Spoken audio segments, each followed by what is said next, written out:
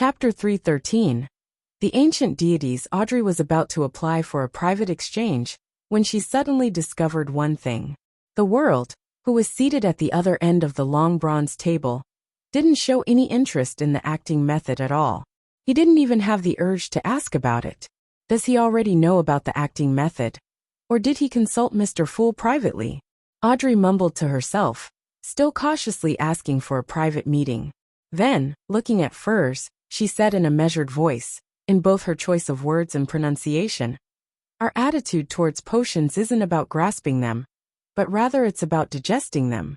The key to digestion is to act, and the key to acting is the corresponding potion name."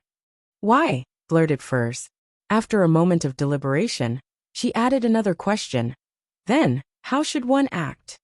Audrey recalled Mr. Fool's pose and examples, repeating the description of the castle, the guards, the invitation, the disguise, and finally saying, "In short, the goal of acting is to reconcile the body, heart, and soul, bypassing the stubborn resistance of the remnant headstrong psyche of the potion, so as to assimilate and digest it."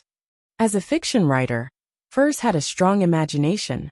After Justice was done with her description, she had already sketched out the corresponding scenes in her mind, and she had basically understood what Justice was trying to convey. "Is that so? So this is how you eliminate the remnant psyche influence in the potion, and reduce the risk of losing control.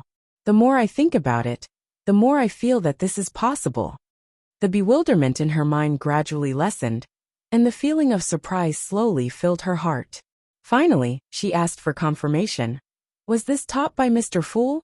"Yes, if not for Mr. Fool, we might have already lost control. Our continued existence is proof of the acting method's effectiveness." Justice praised from the bottom of her heart. Phew. Furs exhaled, and felt her future brighten with hope.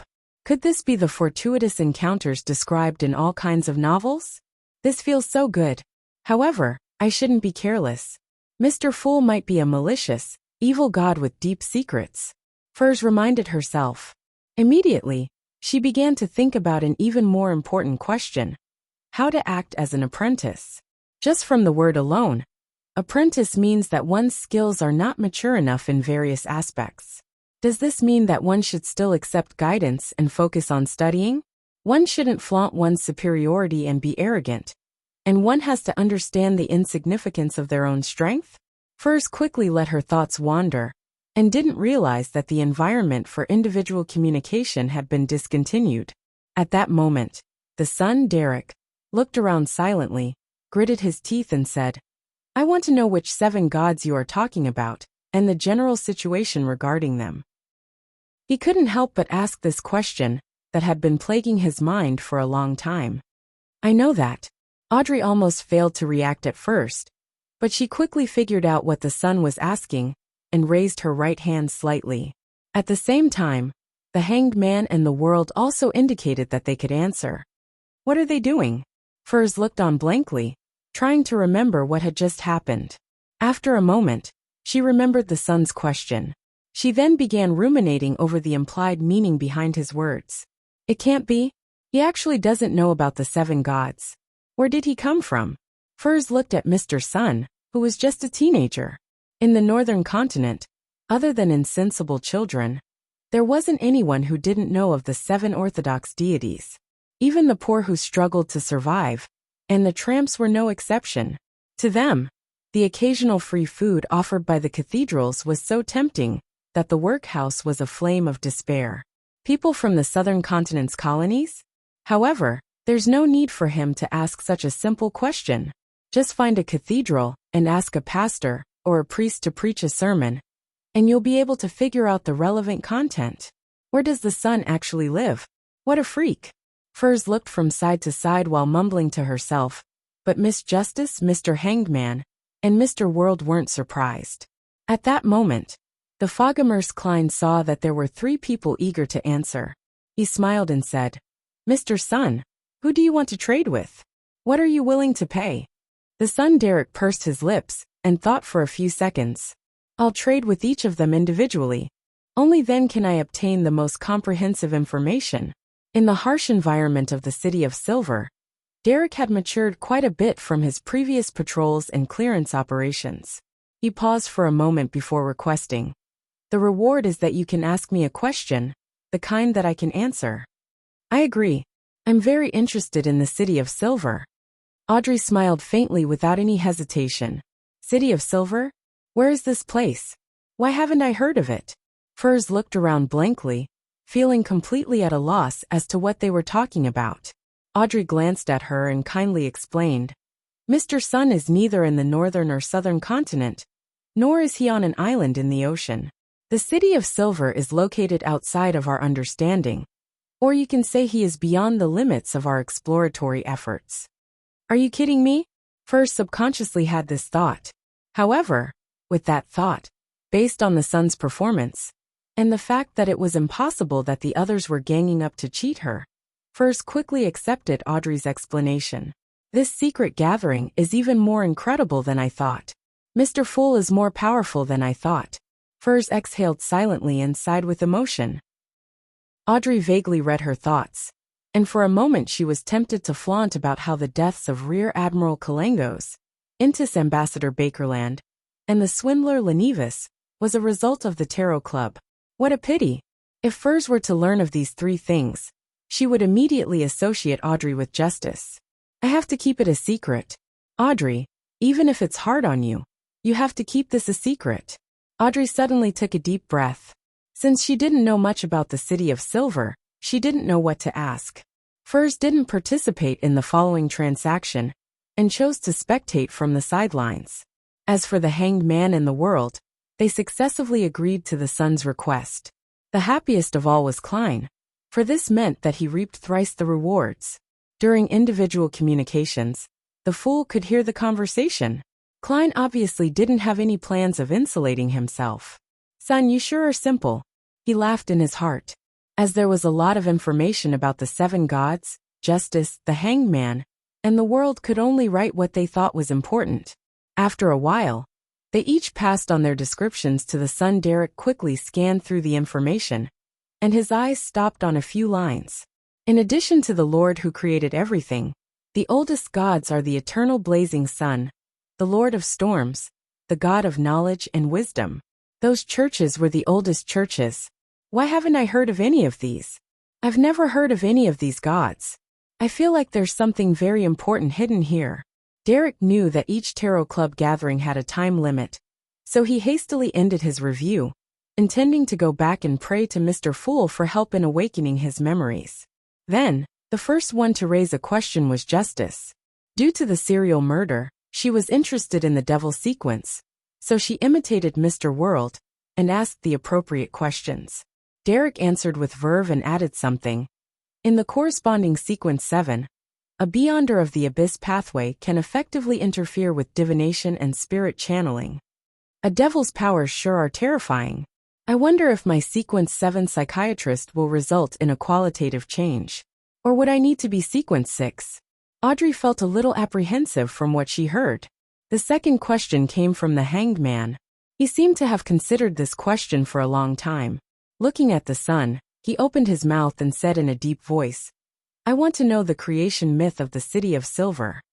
The slightly tense Derek relaxed a little and said, "The omniscient and omnipotent God created everything and entered a state of deep slumber.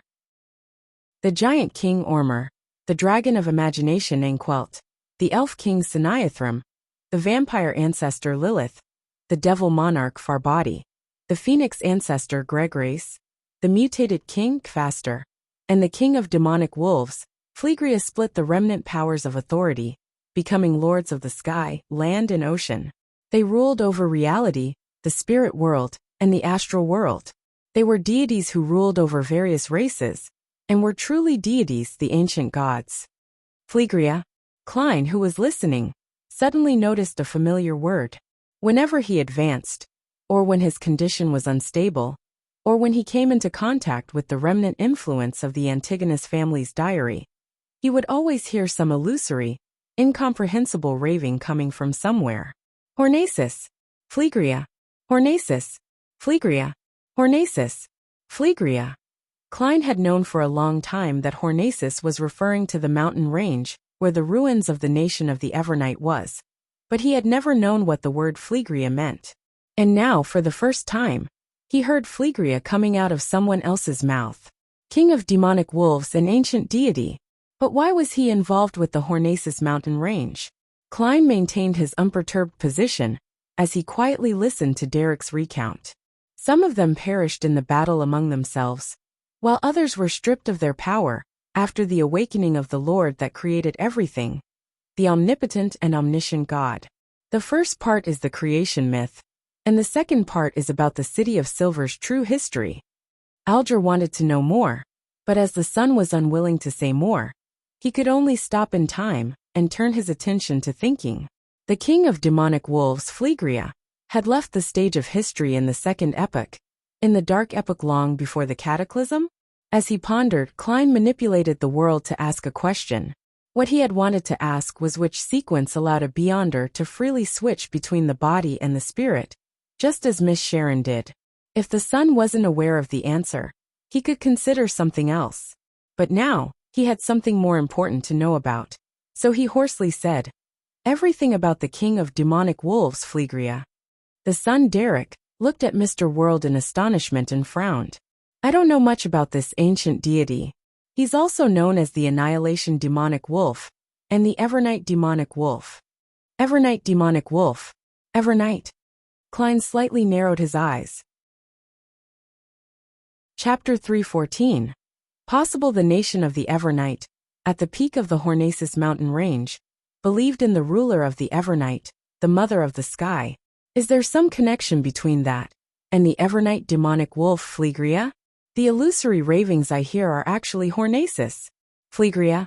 What is the connection between the ancient god, Evernight Demonic Wolf Phlegria, and the goddess? According to Roselle, sequence 0 is equivalent to a true god, and each sequence can only have one sequence 0. The goddess had inherited the power from the Evernight Demonic Wolf? He wasn't the oldest deity, nor was he the eye of the creator as he claimed? Yes, there's a circumstantial clue that doesn't count as proof. The life school of thought worships the moon, the crimson moon that evolved from the creator's eye, but they don't believe in the Evernight goddess. Klein suddenly made several connections as he manipulated the world to speak. Is there nothing else? No. Matters regarding the king of demonic wolves, Phlegria, is also considered a myth in the City of Silver. Derek felt as though he had not given any answers. He suggested out of embarrassment, "Mr. World, you can change to another question." "Change the question? Little son, you're too honest." "Then I won't stand on ceremony." Klein made the world say hoarsely, "Your honesty and trustworthiness leave a deep impression. I met a Beyonder before. He was able to freely switch between the body and spirit, and they were also able to direct zombies. Do you know which pathway this belongs to, and which sequence it is?" Although it was impossible for the son, who was located in the forsaken land of the gods and the City of Silver, to form a connection with the capital of the Lone Kingdom, Backlund, Klein was cautious enough to change the pronoun, referring to Miss Sharon from she to he. "By the way, he's not a high-sequence Beyonder," the world added in a deep voice. Derek recalled the education he had received seriously before saying, "If he's not a high-sequence Beyonder, then the Phoenix pathway can be eliminated." The Phoenix pathway? Klein deliberately made the world show a certain level of surprise. After attending so many gatherings, Derek was very clear that there was a discrepancy between the terms used by the City of Silver and Miss Justice and Company. Therefore, Derek explained without finding it strange, "It's the Beyonder pathway that governs death and partly controls the spirit world. Its sequence 9 is Corpse Collector. So it's the death pathway. From the looks of it, Phoenix ancestor Greg Race was death during the ancient times." Klein sat at the end of the long bronze table in a composed manner. He controlled world as he nodded. "I understand. You can continue." Derek replied immediately, "I can only think of two possibilities. One is a type of special devil. Just like I previously said, the devils that evolve from different species can have their differences. There is a type that can freely switch between body and spirit, but they're rather rare, and they might not be able to direct zombies. Can they be humans?" The world asked. No, not that I know of any similar examples, Derek said honestly. What about the second possibility? Klein thought back to Miss Sharon's usual performance in battle, and the world changed his sitting position. Derek replied seriously, mutants. Mutants?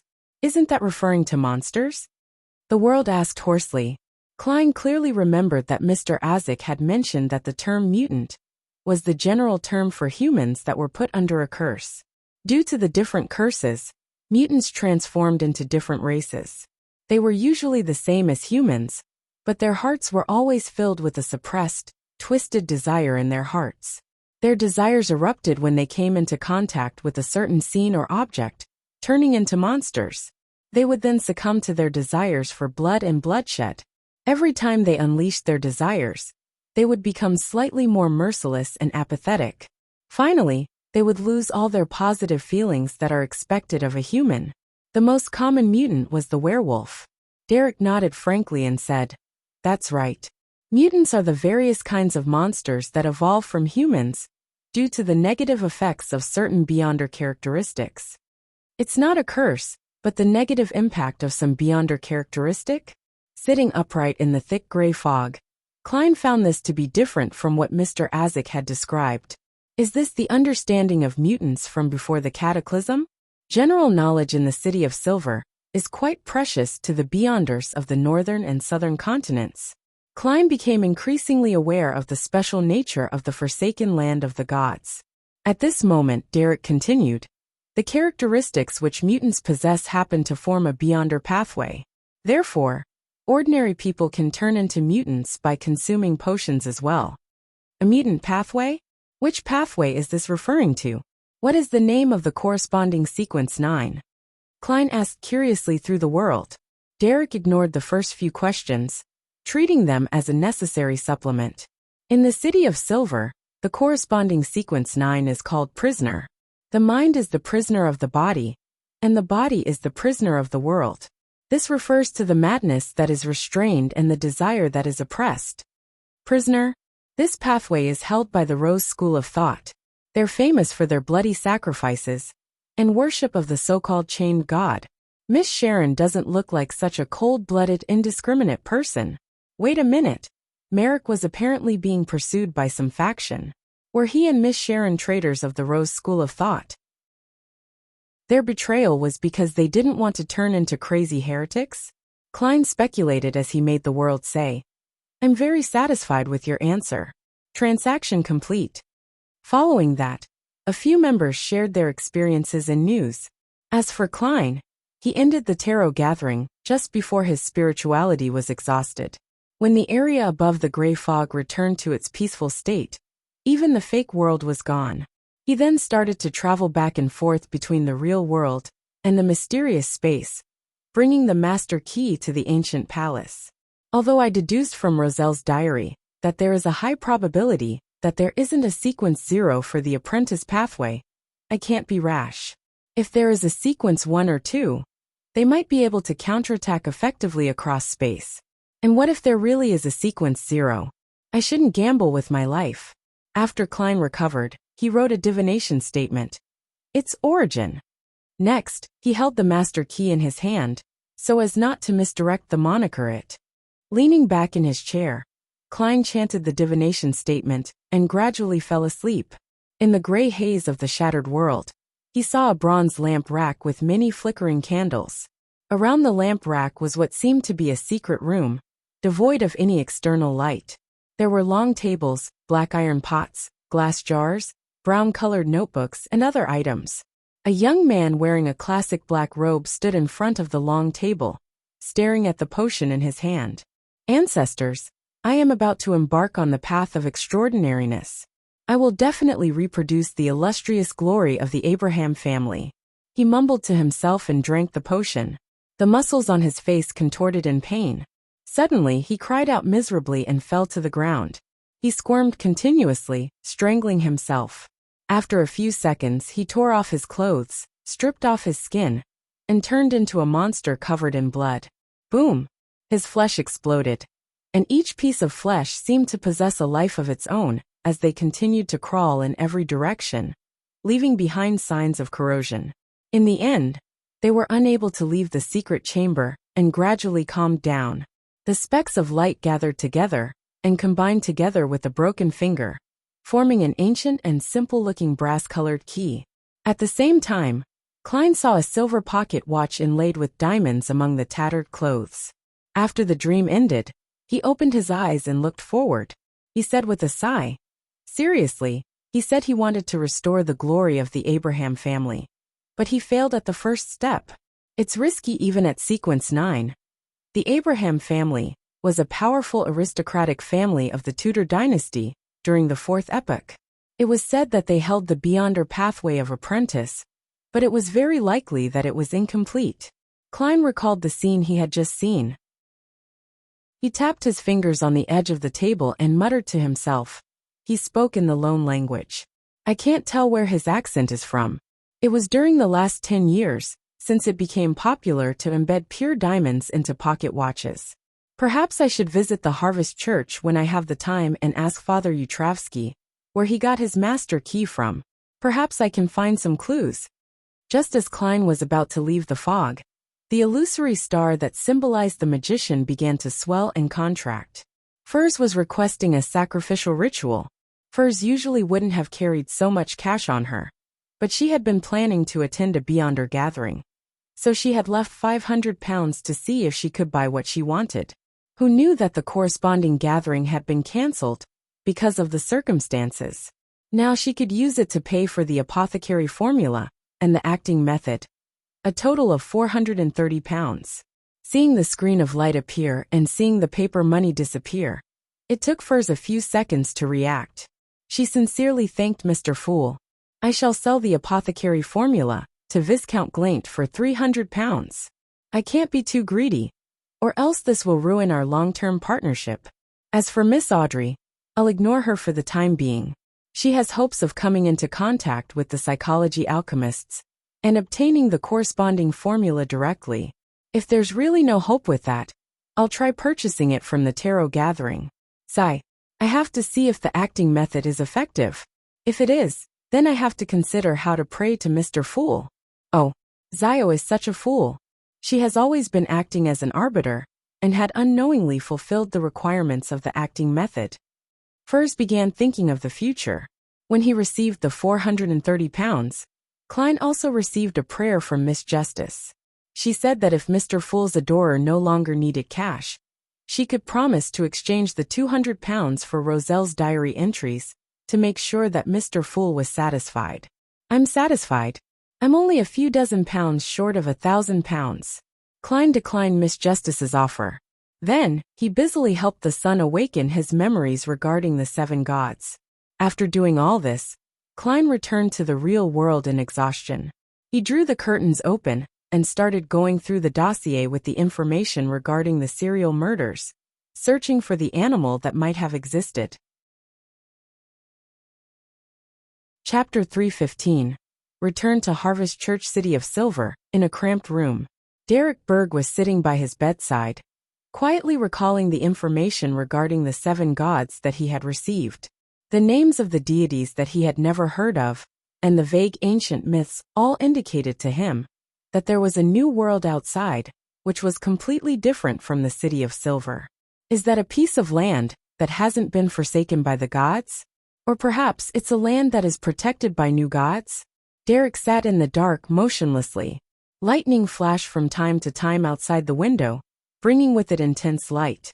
He slowly focused his thoughts on the different powers that were concentrated in the hands of the 7 gods, and he compared them with the ancient gods, such as the dragon of fantasy, Anquelt. The so-called god of combat is very similar to giant King Ormur. The Lord of Storms wields power similar to the pixie king, Saniathrim. The Evernight goddess appears to be the fusion of the king of demonic wolves, Phlegria, and vampire ancestor, Lilith. As for the eternal blazing sun, Mother Earth, god of knowledge and wisdom, and god of steam and machinery, I can't find anyone corresponding to them. Regarding the mythical legends, I wasn't too attentive in class and missed out a lot. Phew. Since there's no patrol duty during this period of time, I should head to the Spire's library and read up on them. Derek stood up and did as he planned. The problem he faced was shared by the majority of the residents in the City of Silver. When they were being educated with general knowledge, their focus was all on the practical courses such as devil studies, monster classification, charms, and beyonder foundations. They were all focused on the knowledge that could be used to deal with monsters in the dark and increase the production of edible plants. As for supplementary classes like myth studies, they often didn't pay much attention. If the history regarding the City of Silver hadn't been able to make the residents more united, raise their sense of honor, or heighten their sense of mission, and how the six-member council was very strict in this regard, Derek believed that he could at most remember what had happened in the last 2 or 3 decades. Carrying the axe of Hurricane, Derek walked out of his house, following the clean, simple, but old and mottled stone road, until he reached the Twin Towers on the north side of the city. One of the spires of the Twin Towers served as the City of Silver's library, an exchange spot where merit points could be exchanged and daily necessities could be distributed.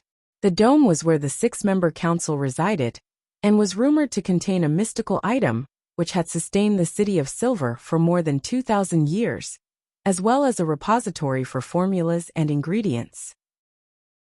Entering the spire, Derek went straight up to the 3rd floor, and, according to his recollections, found the shelves where materials regarding mythology and the corresponding ancient books were stored. Just as he was about to take out a book related to the creation myth, a slender, fair-skinned, and good-looking palm rushed forward and took the book away from him. Derek traced the arm, and after a single glance he lowered his head, pressed his hand to his chest, and said in a low voice, "Greetings, Elder Lovia." The one who had taken the book from him was one of the members of the six-member council, Shepherd Lovia. She wore a long black robe embroidered with mysterious purple patterns. Her silvery gray hair was thick, but curled up slightly. Her face was smooth and fair, her appearance gorgeous. She looked to be in her early 30s, and her pair of light gray eyes seemed to be able to pierce through one's soul. Lovia tersely acknowledged Derek's greeting, and gently nodded her head without saying anything else. She silently took the ancient book, and left the space between the 2 bookshelves. Elder Lovia seems to have returned to normal. She's not like before, always switching between different temperaments at random, sometimes crying, sometimes sneering, sometimes grunting angrily, sometimes indifferent. Such a thought subconsciously flashed across Derek's mind. Suddenly, he felt an inexplicable sense of fear. It was because Elder Lovia was acting normally. Normal. After reading through the entire dossier, Klein found no record of any animals. It was obvious that the original investigation had overlooked this problem. Yeah, I have to remember my earlier considerations. I can't rashly perform my own investigations. Without talking about how I don't have the special means or confidence to avoid a devil's intuition towards danger. Just the possibility of me meeting a nighthawk would be a very troublesome matter.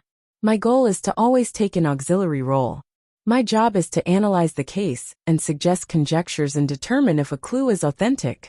Klein considered what he needed to do.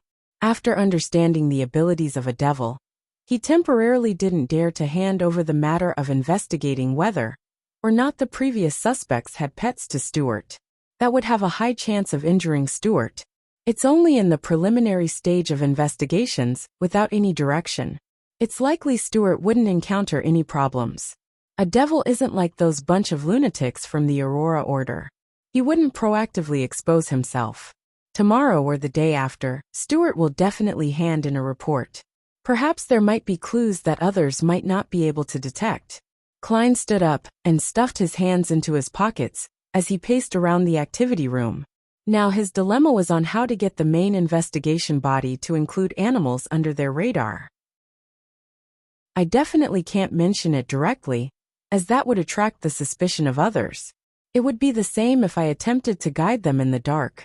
Klein thought carefully, as he weighed the matter seriously before finally deciding on a plan. He pulled out a letter, grabbed a fountain pen and wrote, "Dear Mr. Stanton, I thought of a problem. Previously, when the detectives were in discussion, they all found the murderer's actions skilled without any hint of inexperience. They believed that he couldn't be born with such skill, and that he must have had a lot of experience to build up his foundation. Examples of such people can be surgical students from med school or a butcher. Back then, I thought he might have done something like this before. It's a direction for investigation, and it's what I'm paying the most attention to right now. But after thinking about it over and over again for the past 2 days, I don't think it's comprehensive enough. Perhaps, he didn't rely on killing people to gain experience. Is it possible that he practiced with poor animals? Different kinds of living animals. The number of animals that die in Backland daily is innumerable, and those that disappear in the sewers are also unknown. Therefore, these are very good training targets. This is my inchoate opinion. I hope to communicate with you. Sherlock Moriarty. Klein didn't directly mention that the murderer might have been an animal that had turned into a devil. He also used the reason of practice, hoping that Isengard Stanton would take note of the neglected animal world, thereby reminding the official Beyonders responsible for the case. While he was writing, he suddenly felt that this was also a direction. The reason why the devil hadn't been caught all this time was because it had been hunting animals most of the time. And the hunting of animals wasn't something worth paying attention to. Well, let's hope it will inspire them. Klein folded the letter and dressed up to deliver it to the mailbox at the end of the street. 15 minutes later, lawyer Jurgen, who saw Detective Sherlock passing by his oriel window again and again, finally couldn't stop his urge to open his door and asked politely, "Mr. Moriarty, did you forget your key?" Sort of." Klein squeezed out a smile. "Why don't you come to my house as a guest? After dinner, you can go back after dark. I know that you private detectives are very good at climbing." Jurgen invited him in with a serious expression. "Seriously?" Klein was stunned for a second before he smiled sincerely. "It's my honor." After all, lawyer Jurgen's grandmother had the standard of a capable chef, and he could also tease the cat while he was there. When it was completely dark, Klein, having had his fill, rested for a while at home before leaving Minsk Street with his cane. He planned to make another trip to Rose Street, on the south side of the bridge, and ask Bishop Utrovsky about the origin of the master key. With the help of dowsing rod seeking, he successfully arrived at the Harvest Church in the dead of night, and sneaked in through the same route as before. However, Bishop Utrovsky wasn't repenting in the cathedral's hall tonight. There were only rows of pews in the silence and gloom. "He's resting." Klein felt slightly puzzled as he walked towards the living area at the back of the hall. As he rounded the corner, he saw the tall, giant-like Bishop Utrovsky walking up the basement stairs. The heavy stone doors situated there were being banged on by someone. Who did he detain in the basement? Klein instantly thought of a series of warped ideas. Bishop Utrovsky looked up and saw Klein disguised the same as before. He was also surprised as he asked, "Haven't you found your way home yet? Do I look like someone who's been lost for so long?" Klein forced a smile. "Father, I'm not lost. You think that the formula is fake? That's impossible." Bishop Utrovsky frowned and stopped midway up the stairs. As a result, he was at the same height as Klein. "No, it's genuine," Klein answered honestly. At this moment, the basement's stone door was thumped again with ever-increasing intensity. Along with the thumps was a male voice that shouted, "Let me out." "This is..." Klein couldn't help but ask. Bishop Utrovsky smiled warmly and said, "A vampire." As soon as he finished, the man in the basement shouted, "What's wrong with being a vampire? Do you think vampires should be locked up here? Do I have to listen to your nagging and scripture recitals every day? Bullshit. I'm a noble sanguine, so don't use such a vulgar name to describe me. Let me tell you, I worship the moon, and I'll absolutely not convert to a believer of Mother Earth. Give up, you damn priest." It was Klein's first time meeting a real vampire, so he couldn't help but ask, "Father, where did you catch him?" Bishop Utrovsky gave Klein an odd look before saying, "He is the original owner of the master key. One day he got lost and entered this cathedral." Klein seriously considered the dilemma of whether he should carry the master key with him in the future or not. "It's a good thing that I can divine," he thought thankfully. "It just so happened that he had entered a state where he thirsted for blood, and I had discovered his abnormality," Bishop Utrovsky added with a smile. "Bullshit, don't talk about blood. What I need is the blood of a beautiful young girl, not the blood of a dirty old man like you." The vampire in the basement suddenly became enraged. Bishop Utravsky explained without a trace of anger. When he craves blood, I will give him some of mine. Klein nodded and looked again. He found that the heavy stone door in the basement was engraved with the sacred emblem of life and many mysterious symbols, forming a complete seal. During the day, when more and more people start praying, it would be impossible for the sound to even reach the outside. Klein made a preliminary judgment. Is there anything I can help you with? At that moment, Bishop Utravsky asked. Klein answered frankly. I want to know where the master key first came from. You'll have to ask him. Bishop Utravsky pointed to the basement. The vampire inside suddenly became quiet before he leisurely laughed and said, Friend, I can answer your question, but the condition is that you rescue me first. Chapter 316. Never perform unprepared. He actually named his price. Upon hearing the vampire's request, Klein felt both irritated and amused. He looked at the Bishop Utravsky, who was standing in front of him, and asked, Father, may I borrow your candle? The one that you used last time. I've forgotten what it's called. Before Bishop Utravsky could reply, the vampire in the basement spoke in a stunned voice. What do you want to do? What do you want to do? At this moment, Bishop Utravsky answered warmly. It's called the mental terror candle. What are you borrowing it for? Father, you're very cooperative. You even knew to ask. The corners of Klein's mouth curled up. I plan to use it to directly inquire the deepest part of this friend's heart. As you know, I'm quite talented in this area, and I'm very good at such matters. Before he could finish his sentence, the vampire in the basement had already shouted, Bastard, give up on your idea. You will be cursed if you do this to a noble sanguine. Hey. I'll speak. I'll tell you the origins of the master key. Klein immediately chuckled. Thank you for your cooperation. The friend of that dirty old man naturally isn't a good person. As a sanguine, all I did was go to the hospital to steal blood bottles to drink. Why did I end up locked up in here and forced to listen to this naggy, housefly-like Bible of life? The vampire in the basement angrily complained. Frankly speaking, if you really are who you claim to be, and you bumped into me, at most, I would give you a warning. Unfortunately, you got lost and entered this cathedral. The priest you encountered used to kill people wantonly and enjoyed combat.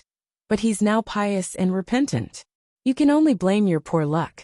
However, with Bishop Utravsky's recovery, he's unlikely to hurt you. At most, he will keep you to his side. Klein silently responded. The vampire in the basement paused for a few seconds and said, About a month ago, I went to the hospital in Southborough to steal blood, and ended up meeting a thief. He originally wanted to enter the hospital's finance department, but he ended up lost. He opened the door to the blood bank, and ended up being caught by me. He was using that master key. He told me that he had found it back when he had burgled a particular house. He had also obtained a pocket watch with inlaid diamonds. In the basement. At first, he thought that the key would correspond to a room or safe. He made several attempts and found that the key could open all doors. This is no doubt an unimaginable surprise for a thief. After that, he enjoyed numerous successes until I caught him and confiscated his key. Damn, I didn't expect that the key would make one get lost back then. It matches the scene I saw with my divination.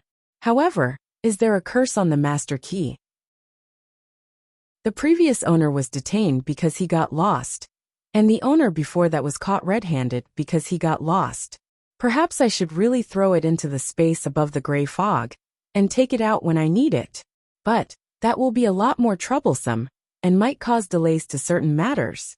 Klein controlled his expression and asked unhurriedly, Did the thief say where he stole it? The vampire in the basement mumbled, Are you doubting my intelligence? How could I not ask about this? He said it was in the area south of the bridge, 48 River Bay Avenue. I was planning to check it out when... Damn it. All right, I'm done answering. Don't disturb me anymore. Klein didn't leave just because he received an answer. Instead, he slowly took out a halfpence copper coin and recited softly, He's lying. After repeating it 7 times, Klein's eyes turned dark, and he flicked the coin up. He watched it spin in the air before it landed in the palm of his hand. It was heads. indicating a positive response. In other words, the vampire was lying. The thief's description coincides greatly with what I had seen through divination, so they confirm each other. The vampire must have lied about the exact address. Klein looked at Bishop Yutravsky and said with a chuckle, "He lied. Let me think about the reason why he lied. It would be very unwise of him to vent his anger and seek revenge on me, who is completely uninvolved. It would also be very detrimental to his situation. So, I think he's actually using this method to call for help. That address might very well belong to a companion of his. Father, do you plan on paying a visit?" The basement suddenly fell silent. After a few seconds, the vampire laughed and said, "I just didn't want to tell you that easily. You threatened me just now, so I lied to take revenge on you. Isn't that normal?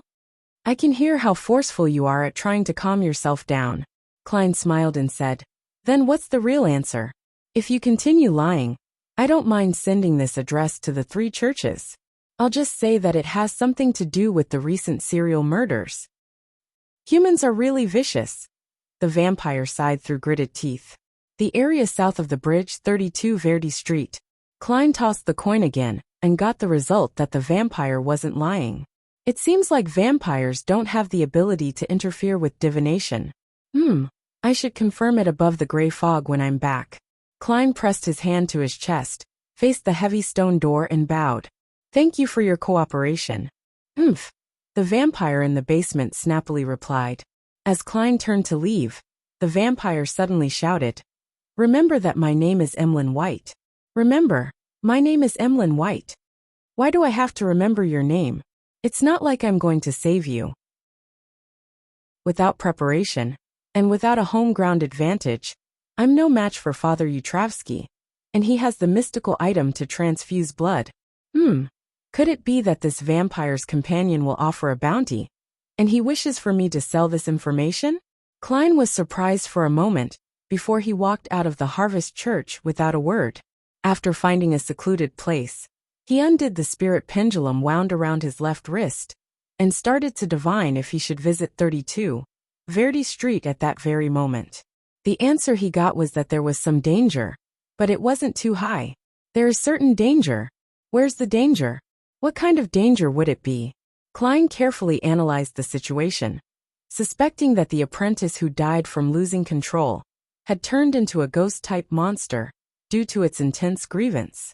Furthermore, it was a relatively strong one at that. That's not right. That thief clearly came out with the master key without encountering any trouble. Could it be that the danger is in another secret location in the house? Klein thought for a moment, and decided that it would be best for him to go only when he was sufficiently prepared. It prevented him from entering a situation in which he encountered an enemy whom he was unable to deal with his present beyonder powers. At the very least, I'll have to wait until I buy bullets that can purify wraith shadows. He nodded slightly. After this consideration, combined with his previous battle with Don Paladin Bishop Yutravsky, Klein suddenly felt that he could vaguely conclude the first rule of a magician: never perform unprepared. Doing otherwise would result in a high chance of messing up. Klein added silently. On Tuesday morning, after preparing butter and toasting 2 slices of bread, Klein was in no hurry to eat. He opened the door and retrieved the day's newspaper from the mailbox. And there's a letter. He pulled the letter out from the newspaper and glanced at the envelope as he returned to the dining room. It's from Stuart. It appears that he has already completed his preliminary investigations. Klein nodded slightly, tore open the envelope, shook the piece of paper, and sat down at the dining table as he read it. Stuart claimed that the 2 suspects had shown no signs of abnormal behavior. One of them entrenched himself at the grocery store and guarded his wife and children, living a lifeless life, while the other was busy with various temporary jobs and working hard to maintain his life. They were not irritable, nor did they have the urge to fight. They also didn't lock themselves up in a room. At the end of the letter, Stuart lamented the harsh situation in East Borough and vowed to save enough money to avoid being reduced to staying there when he was old. Thank you for your help. I will share my findings with the rest of you if there are any other clues. Klein replied to the letter simply when he saw how Stuart had no signs of being discovered. He didn't want Stuart to delve deeper into the case, or else the devil might detect the danger and kill any latent dangers in advance. Putting away his pen and paper, Klein picked up a piece of bread that had already been soaked in butter and leisurely spent his breakfast with a cup of black tea and the newspaper. During this process, he felt rather regretful that there were no signs that the Beyonder gathering organized by old Mr. Eye of Wisdom would be held. Sigh, the existence of this devil has seriously affected the lives of the Backlund Beyonders. I hope Mr. Isengard Stanton is able to notice my hint and be fruitful. Yes, he should be a recognized Beyonder by the officials. Klein put down the newspaper and picked up a napkin to wipe his mouth before he packed up to leave. His plan today had been already decided last week. He was to visit the Royal Museum for the Emperor Roselle Memorial Exhibition. In Empress Borough, the opulent villa of Count Hall, Audrey was wearing a light lace dress and Dawn's snow-white fur as she waited for her personal maidservant, and to help her put on a soft hat with pearls and a thin fishnet veil. Beside her, Susie sat there with a bow tied around her neck. "My beautiful little princess, where do you plan on going?" Count Hall asked, stroking his fine mustache as he descended the stairs. Audrey's eyes replied with bright eyes. "Father, I plan to attend the Roselle Memorial Exhibition. I can take a look at the original diary of Emperor Roselle and find a chance to get some for Mr. Fool," she added in her mind. Count Hall muttered to himself, "Why are you going today? There will be a lot of people, and the scene will be very chaotic. Yes, I'll get someone to coordinate with the Church of the God of Steam and Machinery. After the official exhibition is over, they'll open its doors specially for you and your friends for half a day. That way, you can have a quiet and undisturbed tour. If you have anything you wish to look at closely, you can discuss it with them directly.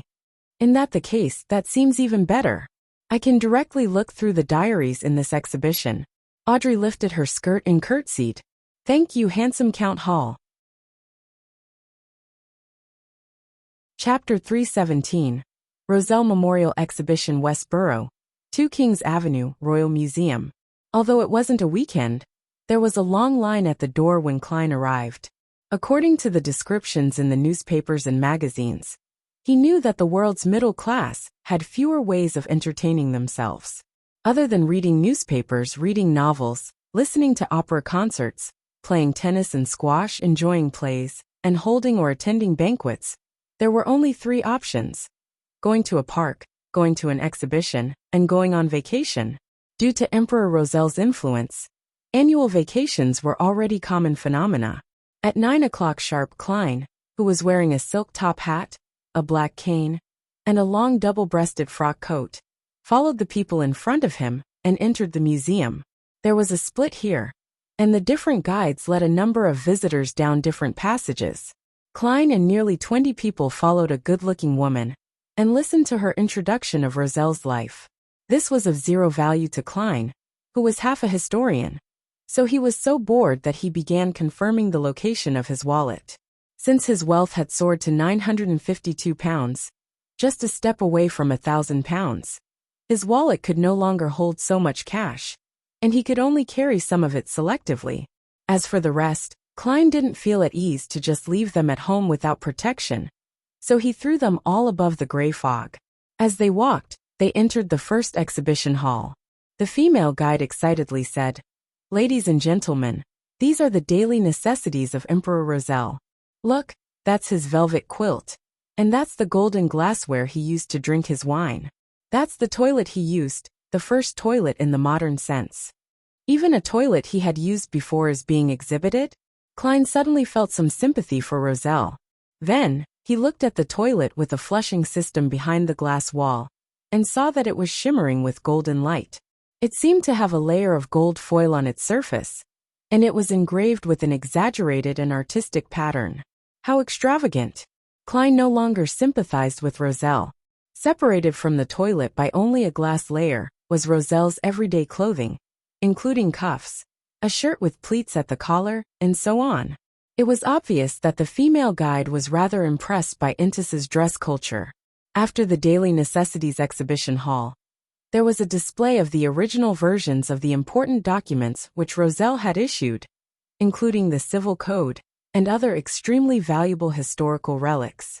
At that moment, the female guide pointed at a display cabinet and said, "This is one of the diaries left behind by Emperor Roselle. It uses his self-created mysterious symbols that have yet to be deciphered to date." Many historians and archaeologists believe that these notes contain the least known secrets of Emperor Roselle. As a romantic, I have my own guesses. Perhaps these are the symbols he had agreed upon with his most beloved woman. They wrote about each other, but were never able to truly be together. "You're suited for writing novels." The corner of Klein's mouth twitched. His eyes then turned to the notebook that was spread open in the display cabinet. On it were the simplified Chinese he was extremely familiar with. March 6th. Damn it, I'm almost constipated from eating the food here. March 17th. Are the ladies of Intis so open? Did I hit on her? Or did she hit on me? I just find it odd. March 22nd. It's time to choose a religion. On one side is the Church of the Eternal Blazing Sun, and on the other is the Church of Craftsmanship. My choice is without a doubt. Praise you, God of all machinery. One day, I will make the Church of Craftsmanship change its name to the Church of Machinery. It's indeed very romantic. Romantic constipation. This should be a diary entry written by Emperor Roselle in his early days. It's without any valuable information. His handwriting is even uglier than mine. Klein looked away and sked. Of course, he only saw the 2 pages that were spread open. He didn't know what else was on it. I wonder how the security measures here are. I wonder if there is a chance of sneaking in and flipping through them. Klein looked around and saw that there were quite a few security personnel on the surface. Perhaps there are beyonders from the Church of the God of Steam and Machinery. He muttered under his breath and followed the female guide as he blended in with the crowd. He entered the next exhibition hall, which was called the Gentle Roselle. This is Emperor Roselle's first love letter. This is his first love poem he created. When you are old. The female guide looked at the manuscript in the display cabinet with glimmering eyes. Shameless. Yeats's coffin can't be held shut any longer. Klein couldn't help but lampoon. This is a bracelet he made. This is the original manuscript of his novel. The female guide introduced with a tone of extraordinary adoration. Klein tried hard not to let his expression change. Of course, he also believed that Emperor Roselle, who was an artisan in his beyonder profession, was definitely very skilled in his craftsmanship. This is the basic education textbook that he improved to educate his children. Each word has its own corresponding picture. It was a little game he had invented for his children, similar to Intis chess, but somehow it didn't become popular. These are the toy blocks he invented. These were also for his children, the female guide said in a gentle tone without even realizing it. Isn't this fucking Chinese chess? Furthermore, Lego wants to collect the licensing fees from you. Klein could only smirk to hide his other emotions. With a single glance, he noticed that there was a woman over 1.7 meters tall standing in front of this display cabinet. The lady had chestnut hair that fell to her waist, and she had a perfectly proportioned figure. She was neither fat nor thin. She wore a lace dress which had the vibes of a young girl, but she wore a black, out-of-fashion bonnet, and a fishnet veil hung down, concealing her face. She stood in front of the display cabinet and stared at the items inside for a long time without leaving. Even when Klein and the others followed the guide to the next exhibition hall, she remained rooted to the spot. After passing through a few more exhibition halls, the female guide pointed ahead and said, "The next thing you will see is Emperor Roselle's restored study. Of course, it's only a part of it." As she spoke, Klein and the others entered the exhibition hall as the area before them opened up. It was almost like a library, lined with shelves which were 2 stories high. There were ladders sitting beneath them, and aisles between them leading to a 3-dimensional book park. You can imagine how the owner of this place had once climbed up and down the ladder in search of the book that he wanted to read. The guide painted a vivid picture. No, Roselle would definitely send his servants to seek it out for him. He wouldn't do it himself. Klein silently refuted. In the center of the row of bookshelves were desks, chairs, brass lampstands, and the like. They were all protected under the cover of glass, and were blocked from making contact with the outside world. With a single glance, Klein found a stack of manuscripts which were all yellow in color. The stack of manuscripts weren't spread out, so one could only see the contents of the first page. It was a drawing of a rectangular object with a detailed description. This is a portable, miniaturized application of the telegraph. Through it, one can connect to the person holding the same item and receive and exchange information.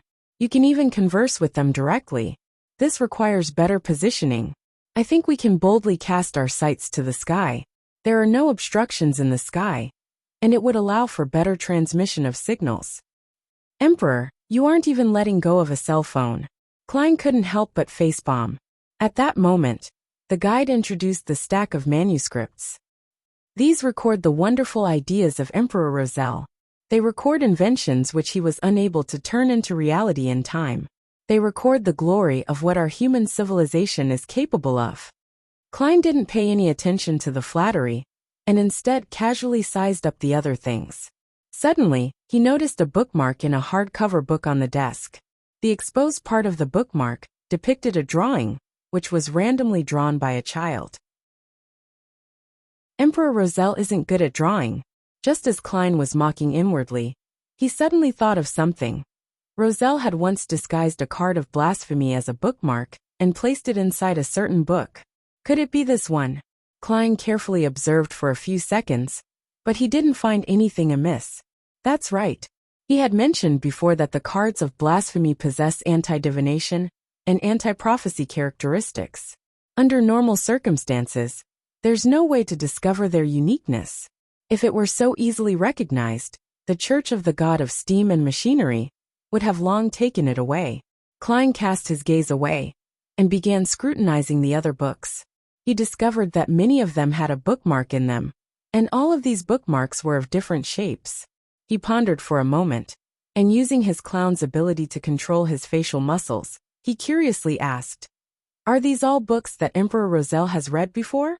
"Sorry, are these the original books?" The female guide nodded firmly. "Yes, these are all the items from Emperor Roselle's study from back then. They include, but are not limited to books, manuscripts, bookmarks, lampstands, ink bottles. But even more were destroyed during the several conflicts." Klein nodded slightly and studied the bookmarks again. Roselle had said in his diary that he was going to put the card of blasphemy in a very valuable book, so that no one would ever think that the most valuable thing in that book was actually an obscure bookmark. Well, which of these books are valuable? Klein began eliminating books as he recalled the details written in the diary. Glorious Era. Doesn't look like it. The History of the Intis Kingdom. Doesn't look like it. Geography of the Northern Continent. This might be possible, but it isn't very likely. The Improved Principles of Steam Machinery. Just like before. Klein scanned the books, one by one, when his eyes suddenly came to rest on the first pile of manuscripts he saw. They were recording objects from Earth, objects which Roselle had wanted to invent, but lacked the conditions to do so. There was also a bookmark in it, and on it, there was a depiction of Roselle in royal emperor clothes. Chapter 318. Verification. His manuscripts of plagiarism. No, his manuscript of creativity should be considered a very valuable book. Could that bookmark be a card of blasphemy? Klein's heart skipped a beat, lightly tapped his molars, and quietly activated his spirit vision. However, he didn't find anything abnormal. He then scanned the other bookmarks and obtained the same answer. That's right. If it's that easy to detect it, it wouldn't have remained till this day for me to have this thought. Klein deactivated his spirit vision, and once again, he thought via method of elimination. Based on the details he had learned from Roselle's diary, and the personality the emperor had shown. As far as he could tell, since Roselle had said that the book with the card of blasphemy was valuable, it couldn't be too ordinary, or it wouldn't satisfy his sense of warped humor. To use lots of valuable knowledge to serve as a foil for an unobtrusive bookmark would be a form of teasing the recipient of the book. Thus, books with value but aren't of great value can be ignored. In that case, Klein looked around, trying to make sense of it, completely turning a deaf ear to what the guide was saying. In summary, in the entire study, the only book that fulfills these conditions is that manuscript of creativity. The others are only ordinary in value. With Roselle's personality, he definitely wouldn't choose them. Yes, Roselle is the kind of person who would claim, "I'll hide the secret in the most obvious place, but none of you can find it." As Klein imagined this, he added a cackling expression to the emperor in his mind. Of course, there's no way he could confirm that the bookmark was the disguised card of blasphemy, because the books Roselle had, which were of great value, clearly included those in the field of mysticism. And those books were definitely not going to be put on display by the Church of the God of Steam and Machinery. Yes, I have to first confirm if it's the card of blasphemy before considering if I should take action. Unfortunately, I can't use the date January 20th as a method of elimination. No one knows which bookmark is placed into which book on which day. Klein silently muttered to himself and turned to look towards the guide. He asked with a smile, "Do the books on the shelf also have things stuffed in between them? For example, a note written by some noble lady to Roselle?" This question made many men give a knowing chuckle. The female guide shook her head and said, "No, there aren't any. The books that contain other items have all been taken out and placed here for everyone to see. This is just a restoration of Emperor Roselle's study, not the restoration of a particular point in time. There is no need to maintain an immutable state." Klein laughed and said immediately, "I understand this sure is disappointing. That's simply great. There's only one bookmark in the entire exhibition hall that requires verification. The difficulty has greatly fallen," he added happily in his heart. As the guide introduced Roselle's favorite books, Klein looked around the room again, taking in the overall layout. To restore the room from more than a century ago, there were no gas lamps around the room. The lighting mainly relied on the iron-barred oriel windows that were a few meters away, and the huge crystal chandeliers hanging from the ceiling. As for the brass lamp on the desk, there were no candles installed. It was purely a decoration. Looking out the oriel window, Klein saw the yellow, withered lawn and a straight iron-black lamppost. He took note of the location and turned his attention back to the book the female guide was introducing. In his mind, he began to analyze the feasibility of the theft. There's one premise. According to Roselle's intentions, the various churches and the ancient royal families wouldn't wish for him to spread the cards of blasphemy and destroy the stable order that has been in place for more than 1,000 years. Therefore, if I'm an archbishop in charge of handling this matter, I will directly burn all of Roselle's items. If the cards of blasphemy can be destroyed so completely, the outcome will perfectly suit the thoughts of the deities. If the cards of blasphemy are difficult to be destroyed, they will definitely expose their abnormality after the burning. Since Roselle's items still remain, that means that he used certain methods to make everyone, including the deities, believe that he had sent out all the cards of blasphemy without keeping a single one. Of course, I can't eliminate the possibility that some churches or ancient families might attempt to use the cards of blasphemy to make up for their incomplete beyonder pathways. But this possibility is very tiny. This is because it will give Roselle an opportunity to come up with a united front strategy. There wouldn't be a need for him to go so far as to destroy the order by spreading the cards of blasphemy. In that case, his diary will show a certain level of confidence and corresponding concern, and he definitely wouldn't be left with pessimism to the point of only thinking of relying on that ancient secret organization. Furthermore, it's been more than 100 years. The Church of the God of Steam and Machinery, who has retained these remains, must have made numerous supplementary searches. Therefore, no one would believe that the Church of the God of Steam and Machinery remain hidden in here. In other words, the security level of this exhibition wouldn't be too high. Besides, the most important point is that Backlund is currently under siege by the terror caused by the Devil's serial murders. The beyonders of the three churches must be sweeping through the entire city. The amount of manpower that the Machinery Hivemind squad can afford to place at this unimportant exhibition would be extremely limited. Yes, the thing most worthy of protection here is Roselle's diary. Many wild beyonders worship the Emperor greatly. They believe that the book written with independently created symbols must contain more profound mysteries. There's a motive to stealing them, and they have the ability to do so. Therefore, the guard's focus will definitely be in that exhibition hall. I'll do a divination above the gray fog when I'm back to verify my analysis. However, I have to first test if it's a card of blasphemy. Otherwise, I would be taking a certain risk and wasting tremendous effort only to steal an ordinary bookmark. If that happened, I might as well lie back in my grave. Yes, how should I verify it? It can't wait till I infiltrate again, and I don't have an opportunity to do so now. I have to find someone to help. I have to be careful. Kleins followed behind the guide with a focused expression, as though he was very attentive. Miss Magician is an apprentice. She is able to go through walls and doors. It's like she possesses a master key, so she's a good candidate. However, she's only sequence 9. The mission of infiltrating, to do the verification, is way too dangerous for her. Miss Zio? No, she wouldn't be up to this. Let her get a thief to help. No, that won't do. There are Beyonder guards here. The thief would most likely get caught on the spot, which will expose the fact that someone is looking into Roselle's bookmark. Miss Sharon?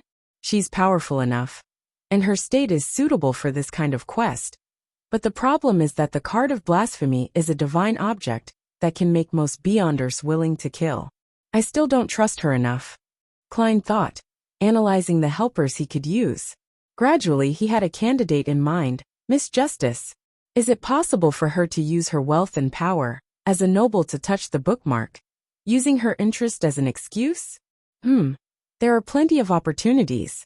Furthermore, this method won't alarm anyone. It would be beneficial for me to sneak in and steal it in the future. The more Klein thought about it, the more he found it feasible. As for the question of how to verify it, as the card of blasphemy possessed anti-divination and anti-prophecy characteristics, the only solution he could think of for the time being was to attempt to destroy the bookmark. Doesn't anti-divination and anti-prophecy mean that using a similar method on a particular object that hides a card of blasphemy would result in failure or interference? Wouldn't that be tantamount to exposing itself? What it really means is that even with the card of blasphemy, divining it will be equivalent to divining an ordinary object. The divination would result in something equivalent to the ordinary object. In any case, I can't figure out what password the Emperor set. I can only use such a simple and crude method to confirm it. If the card of blasphemy can really be destroyed, then it only means that I'm temporarily unfated with it. Yes, with the Emperor's liking, perhaps I can try an activation incantation. He once joked in his diary saying, "My fortune is yours for the taking, but you'll have to find it first." I left everything I own at the ends of the fog sea, and the card of blasphemy is one of those treasures. The activation incantation could be set to 1 piece in Ancient Hermes? That's not right. That way, there would be no one who can obtain anything, unless a second transmigrator appears. This isn't in accordance with the Emperor's intention to create chaos and destroy order, so the corresponding word for Pirate King was in either Hermes or Ancient Hermes. Klein slowly confirmed his thoughts, paying more and more attention to the layout of the exhibition hall. Under the guidance of the female guide, they left the restored study and entered another exhibition hall. When everything was over, and he was free to move around, Klein said, a little embarrassed, "Excuse me, but I would like to know where the washroom is." "Upstairs?" "No, that's where our office is. If you follow this path until the end before turning left, you will see it." The female guide politely pointed in a direction. Using this opportunity, Klein figured out the connections of the washroom and several large exhibition halls, and he sketched out a rough layout in his mind. At noon, he left the Royal Museum without doing anything and returned to 15 Minsk Street. Klein had originally wanted to instruct Miss Justice as the fool, saying that his adorer needed help. But on second thought, he felt that it would ruin the image of Mr. Fool. As an unfathomable figure, he has to appear calm and collected. He can't always be helping his adorer. At the very least, he can't be personally bringing up such matters time and time again. Klein thought for a moment, and quickly worked out a solution. He decided to pass on the image and voice of his adorer's plea directly to Miss Justice. In the process, Mr. Fool didn't say anything. Phew, Klein exhaled. drew the curtains, rubbed his cheeks, and began to pray to himself. The fool that doesn't belong to this era. The mysterious ruler above the gray fog. The king of yellow and black who wields good luck. I pray for your help. I hope that someone can help me touch the bookmark in Roselle's manuscript of creativity. Help me inflict small and unnoticeable damage to it, and tell me of its results. While doing so, one can recite the corresponding term for Pirate King, in Hermes or Ancient Hermes. No matter who helps me, even if there isn't a reaction, I will be willing to pay them £500. This can be deducted from the £5,000 that has not yet been paid. If there is a reaction, I am willing to give more. After doing all of this, Klein waited for a moment before entering the gray fog, and he saw the scene of his prayer displayed on the screen of light. After divining that the theft of the bookmark in the Royal Museum involved a certain amount of danger but wasn't too high, he extracted the plea and added more of a mosaic effect to it. He also distorted his voice slightly, and he threw it into the illusory star that symbolized Miss Justice. Chapter 319. Audrey's Adventure, in Empress Borough, the opulent villa of Count Hall. Audrey was supposed to be practicing her piano at this time, but she remained seated in front of her dressing table, thinking about how to read and memorize Roselle's diary in the evening. Suddenly, her surroundings became hazy, and a boundless grayish-white began to emanate. In the middle of the gray fog, the fool's figure sat high above. He was listening to a man who was barely visible pray. I pray for your help. I hope that someone can help me touch the bookmark in Roselle's manuscript of creativity. How does Mr. Fool know that I'll be visiting the Roselle Memorial Exhibition this evening after the museum is closed, and that I'll have the opportunity of touching some items?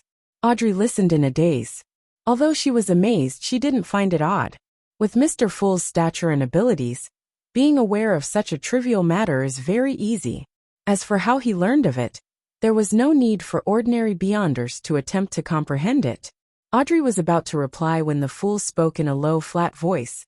You can choose to accept this request or not.